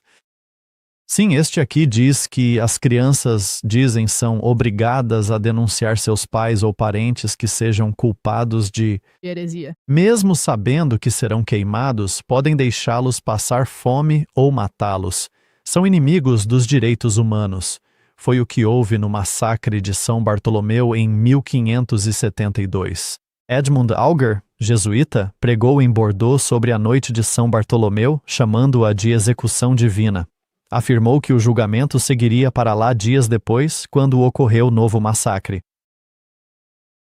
Vocês não têm uma moeda sobre isso? Temos sim. Sabe, na verdade, o livro O Grande Conflito fala sobre o massacre da Noite de São Bartolomeu. O massacre da Noite de São Bartolomeu que aconteceu em 1572. E nós realmente temos uma moeda que é mencionada em O Grande Conflito, que foi cunhada basicamente em comemoração a esse evento. Então, sabe, a questão é que você pode ler sobre grande parte dessa história dos jesuítas em O Grande Conflito. E então nós, como adventistas, sabe, fala-se muito sobre O Grande Conflito, mas realmente precisamos entender o quão bom um livro de história ele é. Ah, com certeza. É absolutamente fantástico, sabe? Nós temos falado sobre isso nos nossos episódios anteriores.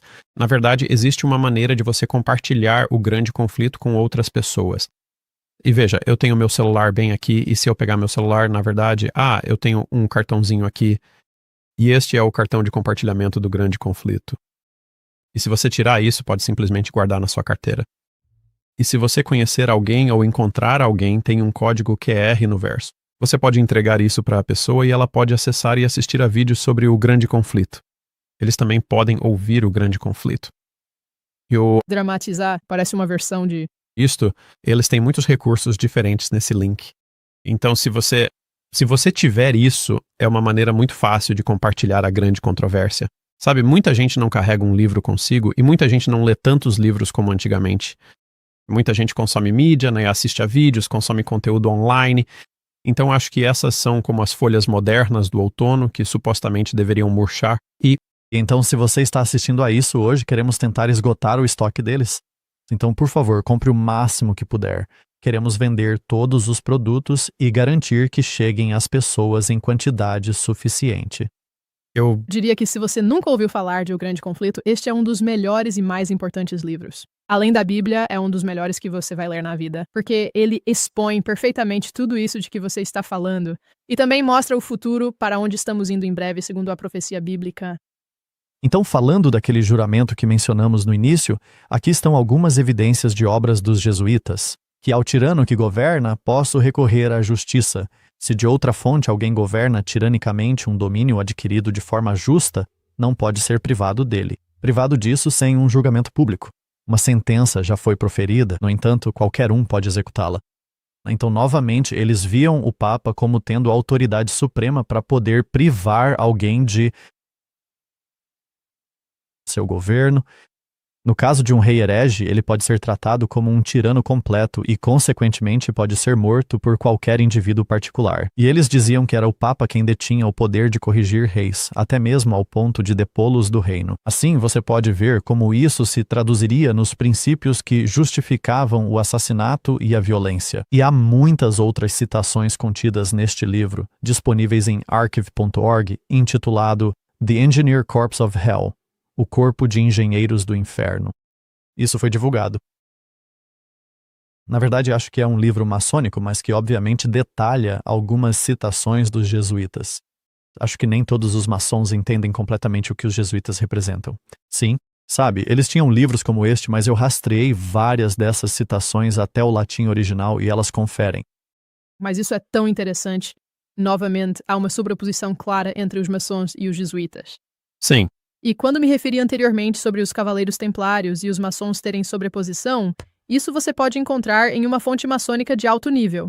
Chama-se Morals and Dogmas, Moral e Dogma, de Albert Pike, que é tipo a fonte de primeira linha. É quase como se nós tivéssemos a Bíblia enquanto eles têm a moral e os dogmas, novamente onde ele escreve ali. Como? Historicamente, os templários foram destituídos pelo Papa e ficaram clandestinos, mas ele diz que eles viraram maçons. Então, maçons, jesuítas e templários, todos têm isso. Já. Sim, tudo conectado. É interessante, se você for à Biblioteca Digital do Vaticano, há uma obra aqui de Kaspar Schopp, e é Barblatt 2272. Por acaso encontrei isso e estava folheando no site deles. Se eles causaram tanta turbulência e paz com seus ataques e livros, trouxeram os suecos para o império, voltaram os saxões contra o imperador, eles envergonharam e desonraram o imperador e a corte imperial diante do mundo inteiro. Eles nem sequer pouparam o trono de Roma. Eles o tornaram motivo de chacota através de escritos e ações públicas. Então, obviamente, até mesmo dentro de Roma, havia uma admissão de que essas pessoas eram realmente extremas, mas ainda assim acabavam revelando o caráter de Roma pelo que ela é. Agora, Alex, temos aqui algumas histórias de eventos mais recentes que vêm acontecendo. Conte-me um pouco sobre essa história. Bem, você sabe, houve um famoso padre católico chamado Charles Sinek, e ele tem um livro fascinante chamado 50 anos na Igreja de Roma. E, na verdade, ele detalha a sua conversão para longe do catolicismo e fala sobre alguns dos crimes hediondos que testemunhou. Ao longo de sua infância, ele foi criado como católico desde o berço, e ele conta como um mecânico protestante veio até sua casa uma vez e como ele realmente apreciou a maneira como o protestante lidava com as coisas. Ele fala sobre muitos dos males que estavam acontecendo. E houve, de fato, um processo interessante por difamação em que Charles Sinek foi representado por um advogado, e esse advogado era ninguém menos que Abraham Lincoln. Uau! Portanto, é uma leitura fascinante sobre sua história e sobre os motivos que o levaram a se converter ao protestantismo. E Abraham Lincoln também teria sido assassinado pelos jesuítas. Sim, e na verdade há bastante informação sobre isso. E James, talvez você possa abordar esse assunto. Onde existe uma citação atribuída a Lincoln. Basicamente, ao final daquele julgamento porque os jesuítas estavam atrás de Sinek, ele apontou isso para Abraham Lincoln e disse que havia cerca de 10 jesuítas presentes no julgamento. E ele disse que percebeu o olhar assassino deles, basicamente que eles iriam atrás de Lincoln e que eles nunca esquecem. E há uma citação em que basicamente Lincoln responde e diz: não importa como ou quando você morre, mas sim que você se mantenha firme e que assim seja. E então você permanece em seu posto e cumpre sua honra e seu dever. Não é a citação exata, mas é basicamente isso. Isso me faz gostar muito de Abraham Lincoln. Sim, sim. E eles não se esqueceram. E existe outro livro que foi escrito chamado O Assassinato de Abraham Lincoln, e fala sobre a ligação dos jesuítas com Mary H. Surratt e alguns outros. E James, talvez você consiga abordar isso com mais informações. Existiram obras como a de Burke McCarty sobre a verdade suprimida do assassinato de Abraham Lincoln, que reconheciam que os jesuítas estavam se infiltrando no Japão e planejando ações. Uma guerra entre os Estados Unidos e o Japão em 1922. Obviamente, aquele livro abordava parte do contexto histórico, talvez o clima que existia na época de Abraham Lincoln. Encontramos também esta interessante carta que vemos ser dirigida ao honorável Carl Wagner, procurador-geral do estado do Texas, sobre a cumplicidade de Lyndon B. Johnson, os mayors de John F. Kennedy e Lee Harvey Oswald. Essa foi uma carta muito interessante que foi enviada. E o autor deste reconheceu que esses assassinatos foram planejados por forças jesuítas do Vaticano. Então, acredito que foi um general que realmente escreveu essa carta. E 27 de novembro de 1963. Mas isso só mostra que não estamos sozinhos em reconhecer, nos tempos modernos, que eles estiveram envolvidos. Houve outro trabalho que detalhou alguns dos alertas sobre os jesuítas, ou pelo menos sobre Roma, incentivando o Japão a anexar o México, tomar as Filipinas, o Havaí e o Alasca e apagar os Estados Unidos da América do mapa. Agora, isso foi escrito por Jeremiah Crowley em 1913 e, obviamente, foi muito antes de Pearl Harbor, mas você pode ver como pessoas dentro desse círculo já reconheciam os movimentos de Roma e meio que os previam antes de acontecerem. O próprio Hitler confessou que aprendeu muito com a Ordem dos Jesuítas e que ele transferiu grande parte dessa organização para o seu próprio partido. E Walter Schellenberg, o ex-chefe da contra-espionagem nazista, disse que a organização SS foi constituída por Himmler de acordo com os princípios da Ordem dos Jesuítas e os regulamentos e exercícios espirituais prescritos por Inácio de Loyola, sendo esse o modelo que Himmler tentou copiar exatamente. E o próprio Franz von Papen disse que o Terceiro Reich é o primeiro poder que não só reconhece, mas que coloca em prática a hipérbole, princípios do papado. Você... Sabe, Hitler também tinha muito interesse em alguns dos métodos orientais e no budismo e no hinduísmo, né? Esse tipo de área. Uma espécie de misticismo, um culto. Sim, exatamente. Uma coisa que acho interessante é que na igreja jesuíta, que se algum dia formos até lá em Roma, vamos ter que dar uma olhada, é essa obra de arte de Vincenzo Pandolfi, uma peça do século XX. e ela retrata essa imponente casa de adoração dentro da Chiesa del Gesù, em Roma. E isso só me faz lembrar da encíclica Fratelli Tutti, porque Fratelli Tutti trata justamente de todos se unirem e desse grande e grandioso movimento ecumênico, o plano final dos jesuítas, por assim dizer. Muitas, muitas, muitas portas entrando nessa casa de adoração, certo? Olhe para todos os diferentes estilos de religião que você vê representados, com todos os pequenos lugares de culto ao redor. Sim. Vemos isso novamente hoje, não é? Na profecia bíblica, a ferida será curada eventualmente. E é isso que está acontecendo agora. Está recuperando seu poder. Desde 1798, quando o general francês Berthier capturou o Papa e tirou seu poder, foi quando a ferida foi infligida, o que é simbólico na profecia bíblica para esse evento acontecer. E agora está começando a cicatrizar lentamente. E quando estiver completamente curado, ele terá todo o seu poder de volta, o que é realmente você. Estamos muito perto disso. Mas quantas portas tinha o santuário do Antigo Testamento? Apenas um. Só tenho um. Jesus. Cristo é a porta, sabe? A verdade, o caminho na vida. E o que temos aqui é o anticristo dizendo: existem muitas portas, muitas portas. Você pode chegar a Deus por meio de muitas fés diferentes. E vemos isso refletido em algumas dessas encíclicas, como a Fratelli Tutti e outras que estão chamando todos para se unirem. Mas vai haver uma luta final, um grande conflito final entre Babilônia, todos os seus aliados, e o remanescente, aqueles que guardam os mandamentos de Deus e têm a fé de Jesus. Não dela, mas o remanescente de Deus. Restante. Isso mesmo. Exatamente. E assim veremos essa batalha no fim dos tempos. Sim, sabe? Eu acho isso simplesmente fascinante. Você estava falando sobre o que aconteceu em 1798, quando o Papa foi deposto. Sabe, há uma história de bastidores fascinante sobre como essa ferida mortal foi infligida, em que havia um general francês chamado Léonard Dupont, e ele foi baleado e morto em Roma durante tumultos do lado de fora da embaixada francesa. E ele tinha vindo para pressionar alguns dos embaixadores franceses a promover ideias revolucionárias. Mas o problema é que o Papa se recusou a reconhecer o governo revolucionário francês e disse: não vou me encontrar com eles. E foi aí que as tensões explodiram e acabou que o general Berthier entrou e disse: tudo bem, e o levou cativo. E foi quase por causa disso, como se o Papa dissesse: não, estou acima de me encontrar, que aquela ferida mortal foi infligida. Vocês lembram de alguns anos atrás, quando Kenneth Copeland, que é um pastor evangélico proeminente, foi visitar o Papa com um grupo de outros evangélicos? Eu sei que ele foi. Sim, existem fotos dele. Ele fala sobre isso. Kenneth Copeland, sim. Ele já não se identifica muito com a ideia de ser protestante. Não.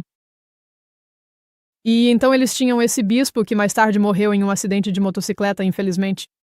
Ele foi à igreja de Kenneth Copeland e então sim, fez a declaração: o protesto acabou. Literalmente foi isso que ele disse. Ele disse: isso significa que todos vocês agora são católicos. E todos estão rindo, mas ele está falando sério. Vocês são católicos. Ele está falando sério. Sim. Nós sabemos que nos primeiros 1000 anos havia uma só igreja que era chamada de Igreja Católica. E a palavra católica significa universal, não significa romana. Católica significa: se você nasceu de novo, levante a mão se você nasceu de novo. Você é católico.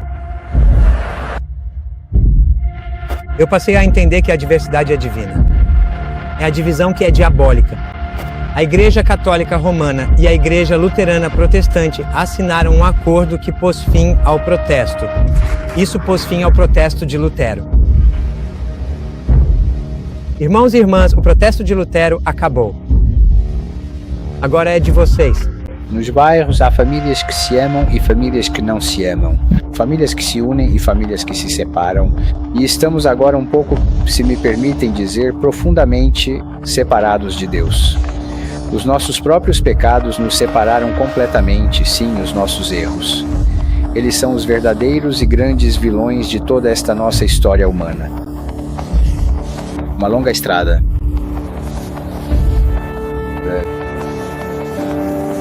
Pecado comunitário. Mas de quem é a culpa? Devemos orar ao Senhor para que Ele nos una a todos. E assim somos irmãos, nos damos espiritualmente este abraço e deixamos que o Senhor termine a obra que Ele começou. Porque isso que estamos vendo é um verdadeiro milagre. O grande milagre da unidade finalmente começou. Começo pertencente à tradição da Igreja Protestante. Agora pare mesmo para pensar sobre isso. Entre o povo do amor, somos chamados de protestantes. Estamos protestando há 500 anos, querido. Quando aquela divisão da igreja aconteceu e aquele espírito de divisão se assentou em seu trono, estamos nos dividindo desde então. Você reconhece James e Betty Robinson ali, ao lado de Tony, e depois Jeff Tunnicliffe. Agora, Jeff é secretário-geral e CEO da Aliança Evangélica Mundial. Essa é uma das maiores associações evangélicas, se não a maior, do mundo. E então, lá na outra ponta, John e Carol Arnett, parceiros do Partners in Harvest em Toronto, Canadá. Você se lembra da bênção de Toronto? A situação se agravou, esses são os pastores, a situação se agravou na igreja deles. E lá estavam eles. E Brian Stiller, embaixador global da Aliança Evangélica Mundial, é o homem bem ao meu lado, ali à esquerda. E o cara alto lá atrás é o doutor Thomas Schumacher. Martin Buscher, Seminário Teológico em Bonn, Alemanha. Agora, eu quero que você observe muito bem cada detalhe dessa imagem. Na noite anterior, tivemos um jantar juntos antes de nos encontrarmos com o Papa Francisco no dia seguinte. Tantos evangélicos em uma só sala. Pessoal, vocês não entendem. Sim, e desde então isso vem acontecendo sem parar. Recentemente vi algo. Francis Chan, é isso? E tem um vídeo dele em que católicos vão à igreja dele e oram por ele e fazem aquela oração toda ecumênica. Pedimos que lhe deis olhos para ver com esperança e anseio o cumprimento de reunir a tua noiva, a igreja. Senhor Deus, que isso toque profundamente todos os nossos corações. Que haja qualquer divisão em tua noiva, a igreja. Senhor, nós apenas te pedimos que inspires nossos corações de todas as formas para superar todo obstáculo, todo preconceito, todo mal-entendido, toda deficiência e que possamos enxergar uns nos outros, irmãos e irmãs, o desejo de sermos fiéis ao teu Filho. Francis Chan também disse que abraçou a Eucaristia, o que também não está de acordo com a Bíblia. Eu estava meio interessado. Fale comigo sobre Francis Chan, porque ele é um evangélico que teve algumas revelações sobre a presença real na Eucaristia, e assim por diante. Eu não sei onde ele está neste momento, mas qual foi a ideia de falar com ele e depois incluí-lo? Porque eu acho que ele é uma espécie de figura de ponte interessante, controverso para algumas pessoas, mas uma espécie de figura de ponte neste momento. Sim, sabe, cada um passa pela sua própria jornada. E se por acaso você for um pastor e estiver passando por uma jornada e honrar essa jornada, o que acontece? Quero dizer, essa é uma pergunta realmente interessante. E para mim, fiquei animado para conversar com ele porque já o tinha ouvido falar antes. E já o tinha ouvido falar sobre a Eucaristia antes. E a reverência dele por isso. E eu pensei, isso é diferente. E sabe, poder sentar com ele e meio que ouvir o coração dele sobre isso, eu acho que muita gente, se ainda não ouviu, deveria ouvir o que ele sente sobre a Eucaristia. Quando assistirem, sabe, Jonathan e Jesus, vão ficar tipo, uau, eu não imaginava que ele tivesse essas opiniões. Isso está acontecendo em todos os lugares, agora voltando à chamada Igreja Mãe. Bem, você está vendo muita influência dos jesuítas em ação, até mesmo na América evangélica.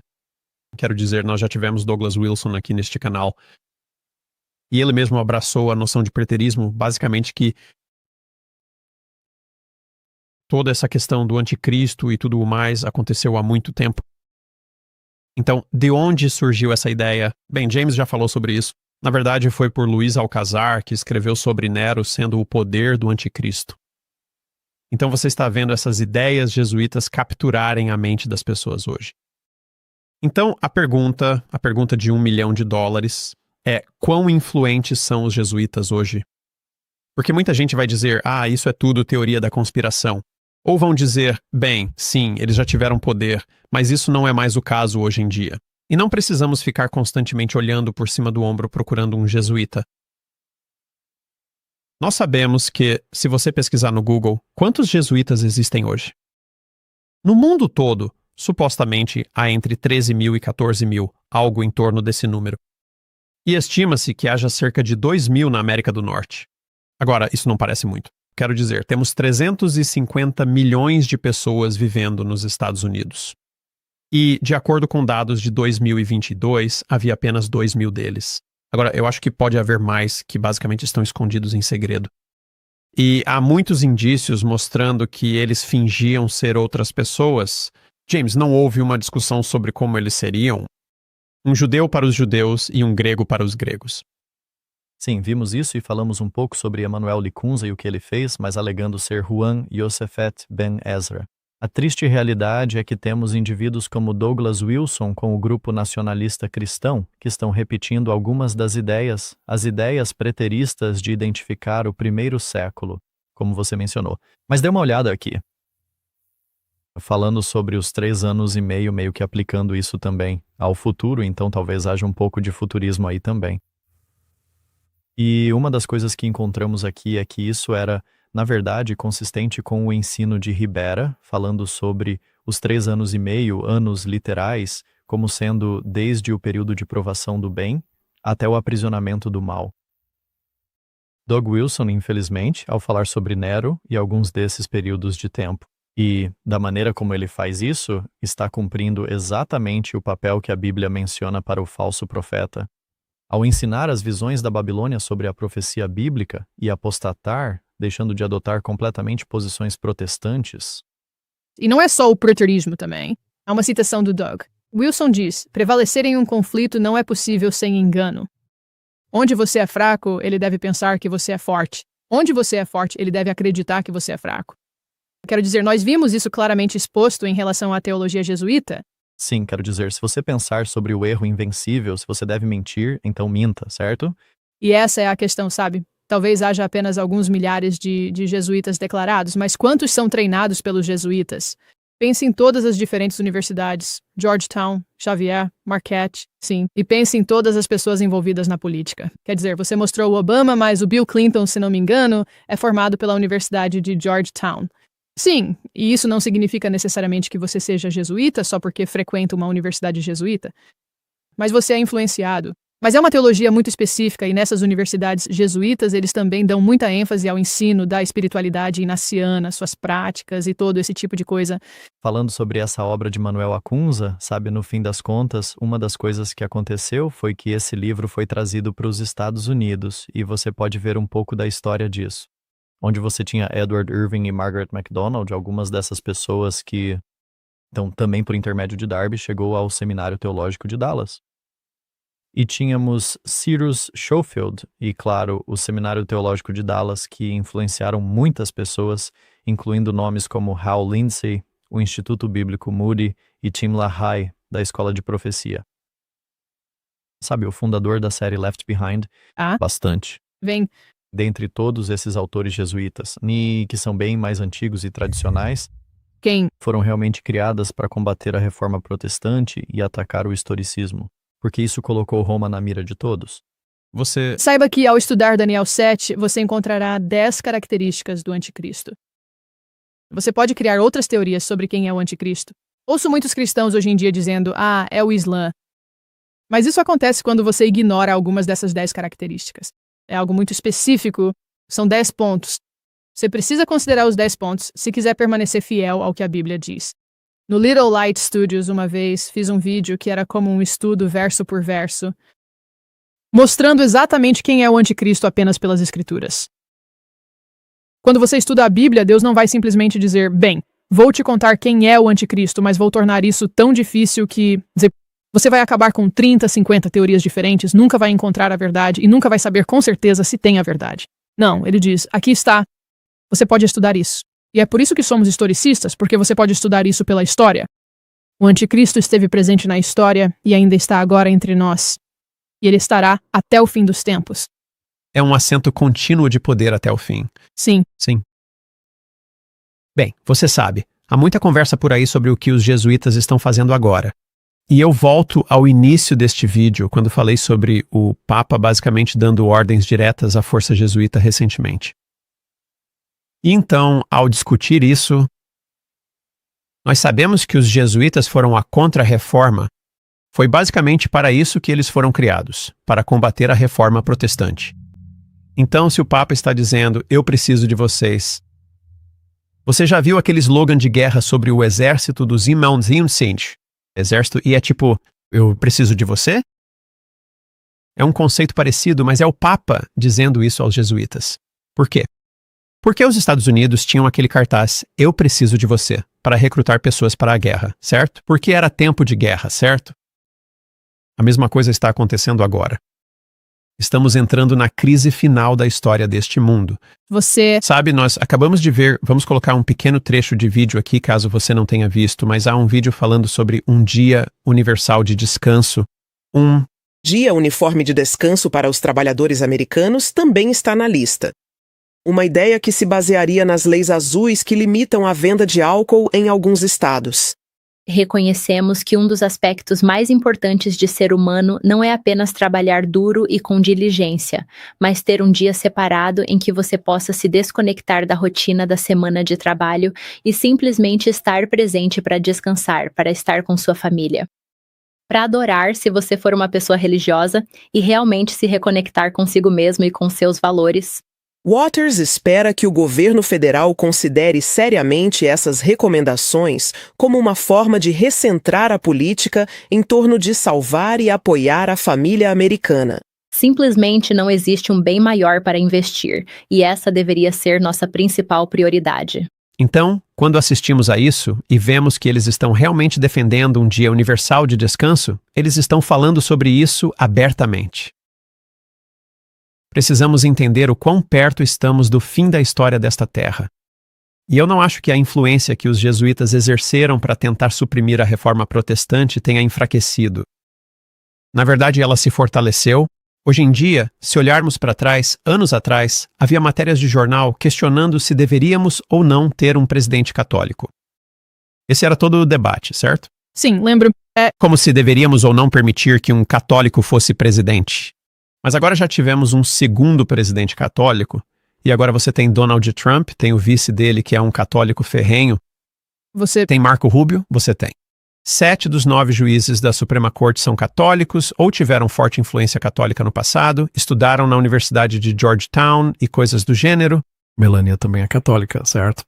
Acredito que sim.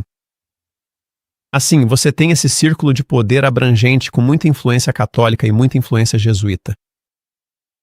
Como muito disso vai influenciar esta crise final, a crise da marca da besta. Vocês sabem, em nossos vídeos anteriores, falamos sobre como Roma implementou a política de proibição de compra e venda no passado para combater hereges, certo? Então, vamos entrar nesse período novamente. E não é que precisemos encarar isso com medo. E não é que precisemos tentar odiar essas pessoas, porque sabe, Deus enviou seu filho para morrer por eles. Por isso ele os ama muito. Mas, na verdade, nossa resposta deveria ser: sim, não devemos ser ingênuos. Não devemos olhar para isso e simplesmente pensar, não, nunca houve nada parecido. Não, estamos no meio de uma grande batalha polêmica. Existem agentes secretos à solta. E o nosso papel é ficar do lado do Senhor, não importa as consequências, e dizer, eu tenho fé de que Ele vai me sustentar. E eu quero servi-lo, não importa o preço. Amém. Eu vejo isso como um grande dever, sabendo das verdades preciosas que temos, de compartilhá-las com aqueles que não as conhecem. Com esse tempo de crise se aproximando, e não há nada que possamos fazer para merecer o céu. Nós não acreditamos na justificação pelas obras, o que se você olhar para o catolicismo, se você entender o que é preciso fazer. Para escapar do inferno e chegar ao purgatório, e então você tem que fazer tantas coisas diferentes para entrar no céu. E são tantos anos, é como se fosse uma fórmula matemática que você praticamente tem que cumprir para chegar ao céu. Esse não é o Deus que servimos. Jesus pagou o preço na cruz. E se afirmarmos isso pela fé, então podemos seguir em frente. Sabe, eu já ouvi histórias de outras pessoas, até hoje, que se depararam com forças jesuítas. Houve até casos de envenenamento, por exemplo. E não discutimos todos os detalhes disso porque, sabe, há alguns detalhes que acho que precisam ser deixados de lado até a segunda vinda de Cristo. Sim. Mas ouvimos histórias de diversos eventos misteriosos que estão ocorrendo constantemente agora e que absolutamente mais ninguém no mundo parece estar sabendo. Todos nós sentados nesta mesa ouvimos histórias sobre o trabalho dos jesuítas e conversamos sobre isso com pessoas que presenciaram a ação concreta desse trabalho. Sim. Isso não é uma conspiração. Já conversamos sobre isso com outras pessoas. Certo. Esse é Cristo. E depois vem o poder do anticristo. Sim. Estamos tentando denunciar o poder do anticristo e expor as pessoas que fazem parte desse sistema anticristo. Temos o dever de compreender o Apocalipse. Certo. Bem-aventurado aquele que lê. E aqueles que ouvem as palavras desta profecia e guardam as coisas que nela estão escritas, pois o tempo está próximo. Assim, já havia uma bênção desde o princípio, versículos do Apocalipse proclamando uma bênção sobre aqueles que lessem e compreendessem. E se você entende o Apocalipse e entende o que os reformadores protestantes pensavam sobre o livro do Apocalipse, fica muito claro quem é o poder do anticristo. Sim. E Apocalipse 1, versículo 1, começa imediatamente com a revelação de Jesus Cristo. É uma revelação de quem Jesus é, tanto quanto os evangelhos falam sobre Jesus. Certo, certo. E então, você sabe, quando falamos sobre a mensagem dos 3 anjos em Apocalipse 14, existe um dever de alertar as pessoas. Nossa mensagem fundamental é a mensagem dos 3 anjos. Sim. Para escapar de receber a marca da besta, para alertar sobre os perigos da Babilônia. E este evangelho será pregado testemunho a toda a gente, línguas, povos e nações. E então virá o fim. Apocalipse capítulo 14. Sai de baixo até menina. No versículo 6 em diante diz: Eu vi outro anjo voando pelo meio do céu, tendo o evangelho eterno para proclamar aos que se assentam sobre a terra, a toda nação, tribo, línguas e povos, dizendo em alta voz: temei a Deus e dá-lhe glória, porque é chegada a hora do seu juízo, e adorai aquele que fez o céu, a terra, o mar e as fontes das águas. Gente, isso aí é o Apocalipse capítulo 14, verso 6 em diante. É um chamado. Deus está chamando a humanidade para temê-lo e dar glórias a Ele. Por quê? Porque é chegada a hora do juízo. O juízo se aproxima, gente! A terra vai ser abalada, sacudida.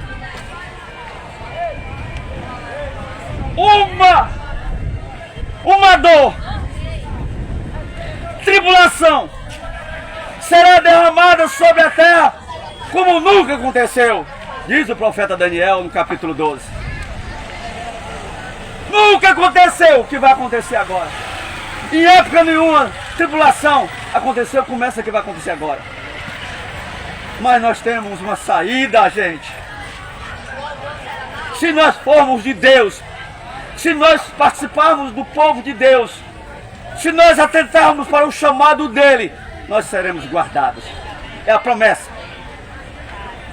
Então ele está chamando a humanidade para temê-lo e dar glórias a ele. E a pergunta é: o que é temer a Deus e dar-lhe glória? A Bíblia responde. Eclesiastes 12:13. Lá diz que assume tudo que ouvido é teme a Deus e guarda seus mandamentos, porque é o dever de toda a humanidade. Temer a Deus e dar-lhe glória é guardar os mandamentos de Deus. Uma lei de amor. Amor a Deus sobre todas as coisas, na primeira tábua. Na segunda tábua, amor ao próximo como a si mesmo. A lei de Deus, a expressão do caráter dele. A norma que deve conduzir à experiência daqueles que foram salvos, libertos pelo sangue do Cordeiro. Ah! As religiões dizem que foi abolida a lei de Deus. Olha aí a questão da abolição, olha como é que está o mundo. Olha como está o mundo. Porque não obedece à lei de Deus, os mandamentos de Deus. Essa é a palavra do diabo, do inferno. Dizer que a lei de Deus foi abolida. Que não precisa mais ser observada. Jesus disse em João 2,4. Jesus disse em João 14,15: se me amares, guardareis os meus mandamentos. É uma prova de amar a Deus e amar ao próximo. Obediência aos mandamentos de Deus, os 10 mandamentos. Aonde estão os mandamentos de Deus? A única parte da Bíblia que Deus não permitiu que ninguém escrevesse foram os 10 mandamentos. Aonde se encontra? Êxodo, capítulo 20, verso 3 a 17. Deus não permitiu que ninguém escrevesse. Ele escreveu com o próprio dedo dele, que sabia que ia meter o dedo para querer mudar. Os mandamentos de Deus estão em Êxodo, no capítulo 20, verso 3 a 17. Olha o primeiro mandamento. Olha o que diz o primeiro mandamento. Primeiro mandamento da lei de Deus diz: não terás outros deuses diante de mim. Deus não quer outro Deus diante dele, só Ele é Deus. Ele é único, Ele é o Todo-Poderoso, Ele é o Altíssimo. O segundo mandamento da lei de Deus diz: não farás para ti imagem de escultura, nem de coisa que está no céu, nem na terra, nem debaixo das águas. Não te prostrarás diante delas. Não as adorarás. Não prestarás culto a elas. O salmista no Salmo 115, falando das imagens de escultura, ele diz: as imagens de escultura têm boca, mas não falam. Tem ouvido, mas não ouvem. Tem mão, mas não apalpam. Tem os pés, mas não andam. Tem o nariz, mas não cheiram. Semelhante a elas, são aqueles que a buscarem. Ei, gente! O segundo mandamento da lei de Deus diz que não é para adorar a imagem de escultura. Não é para rezar para a imagem de escultura. Não é para pedir as coisas para a imagem de escultura, para santos ou santas. Por mais santo que tenha sido nessa terra, quando passou, não se deve fazer a imagem dela para adorar, ou rezar para ela, ou pedir alguma coisa, porque estará quebrando o segundo mandamento da lei de Deus. O terceiro mandamento da lei de Deus diz: não dirás o nome do teu Deus em vão, porque Deus não terá por inocente o que disser seu nome em vão. E o quarto mandamento da lei de Deus diz: lembra-te do dia do sábado para o santificar. 6 dias trabalharás e faz todo o teu trabalho, mas o 7º dia é o sábado do Senhor teu Deus. Nesse dia não farás trabalho nenhum, nem tu, nem teu filho, nem tua filha, nem teu servo, nem tua serva, nem o teu animal e nem o forasteiro que está dentro das tuas portas, nem o teu animal, nem o forasteiro que está dentro das tuas portas, porque em 6 dias fez o Senhor o céu, a terra, o mar e a fonte das águas. Ele abençoou, santificou e descansou nesse dia. Oh, gente! O sábado não é dos judeus. Ele foi dado na criação. Quando Deus fez tudo em 6 dias, está lá em Gênesis 2, 1 a 3. Ele fez tudo em 6 dias, no 7º dia abençoou, santificou e descansou. Não existia judeus, não existia adventista. A criação é uma criação edênica, por isso que Satanás tem ódio, porque fala do Criador, da criação. Como o casamento, ele também tem ódio, porque fala que o casamento é a união de dois, e aí tem uma família, nada de adultério, nada de fornicação. Casamento que foi estabelecido no Éden também, Adão e Eva. Dois ataques. O 4º mandamento e o casamento, o matrimônio, que é a nossa origem. Gente, não é o domingo dia religioso, dia de descanso. Não é, não está na Bíblia. O domingo é uma criação do paganismo, gente. Foram os pagãos na antiguidade, lá em Roma, que levantaram o domingo para adoração ao principal deus de Roma, o Sol. Olha a palavra Sunday no inglês, traduz português, dia do sol. O domingo é o dia do sol. Não está na Bíblia. E a pergunta é, mas como é que amanhã é domingo e todo mundo vai fechar o comércio? Sabe como é que chegou o domingo? Sabe como foi? Foi Roma papal. Igreja Católica Romana, no 3º século, ela pegou o domingo, colocou no lugar do sábado e veio até nós por tradição. É uma criação de Roma papal. Foi Roma papal que levantou o domingo, colocou o domingo no lugar do sábado, quebrando a lei de Deus, como fez com as imagens de escultura, encheu os templos de imagens de escultura, quebrando a lei de Deus. Como pegou e criou vários deuses, onde a Bíblia diz que não terás outros deuses diante de mim, só Ele é Deus. Roma papal atacou a lei de Deus. Ela pisou os mandamentos de Deus. Daniel, no capítulo 7, versículo 25, profetizou que se levantaria um poder que mudaria a lei de Deus, que seguiria os santos do Altíssimo. Olha a Inquisição. Foi Roma papal. A Bíblia diz que o domingo, como um dia religioso de guarda, é a marca da besta.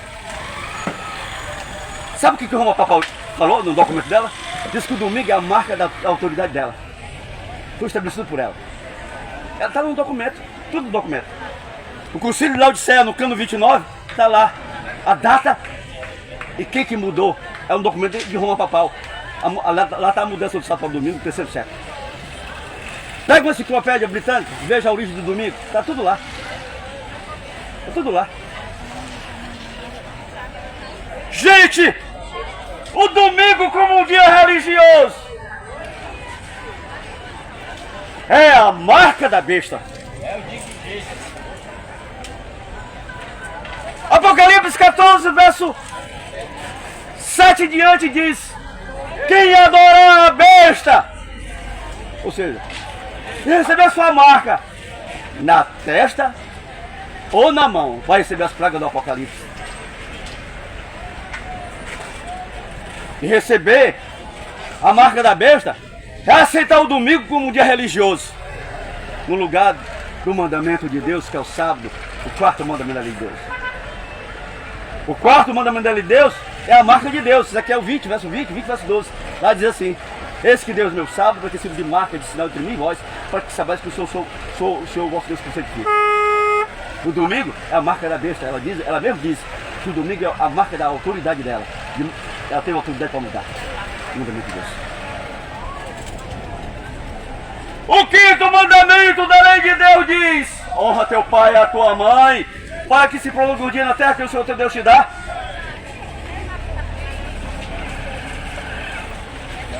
O 6º mandamento da lei de Deus diz: não matarás. O 7º: não adulterarás. O que é adultério segundo a Bíblia?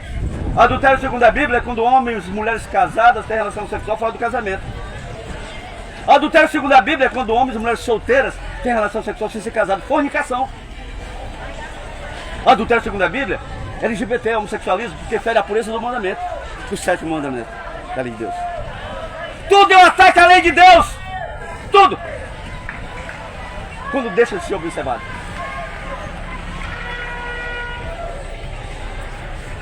O 8º mandamento da lei de Deus diz: não roubarás. O 9º: não mentirás. O 10º: não cobiçarás a casa do teu próximo, a mulher do teu próximo, as coisas do teu próximo. Oh, gente.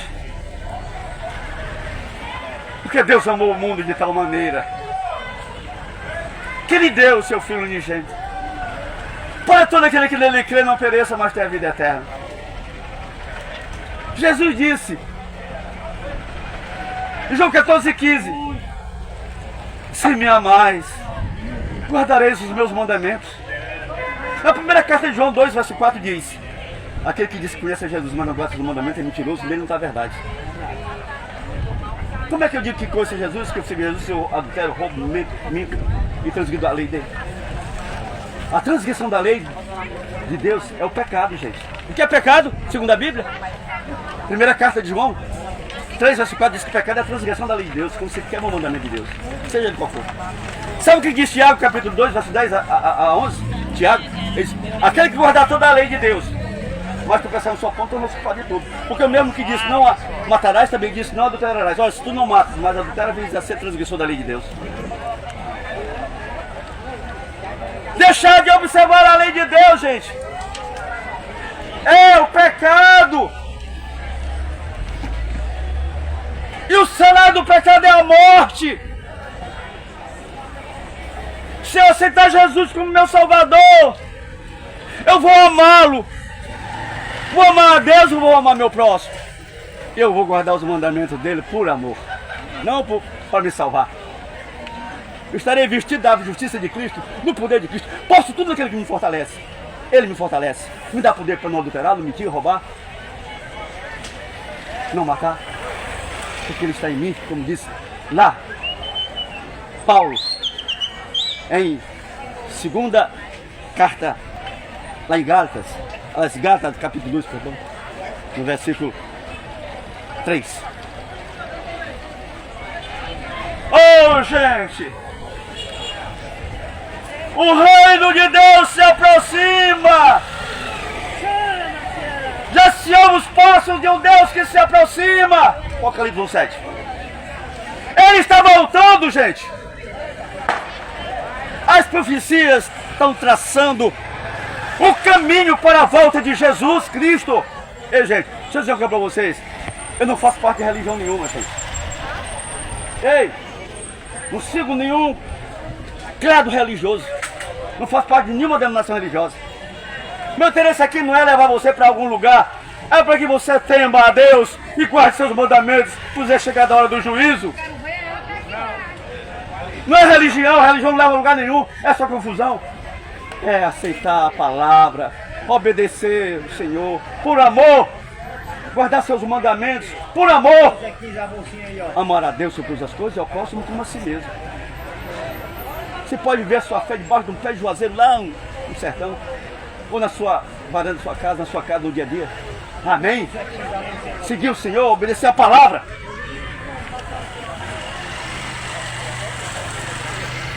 Hoje, se ouvir a sua voz, não endureçais os vossos corações. Buscar o Senhor enquanto se pode achá-lo. Jesus é bom o tempo todo. Invocai-o enquanto ele está perto.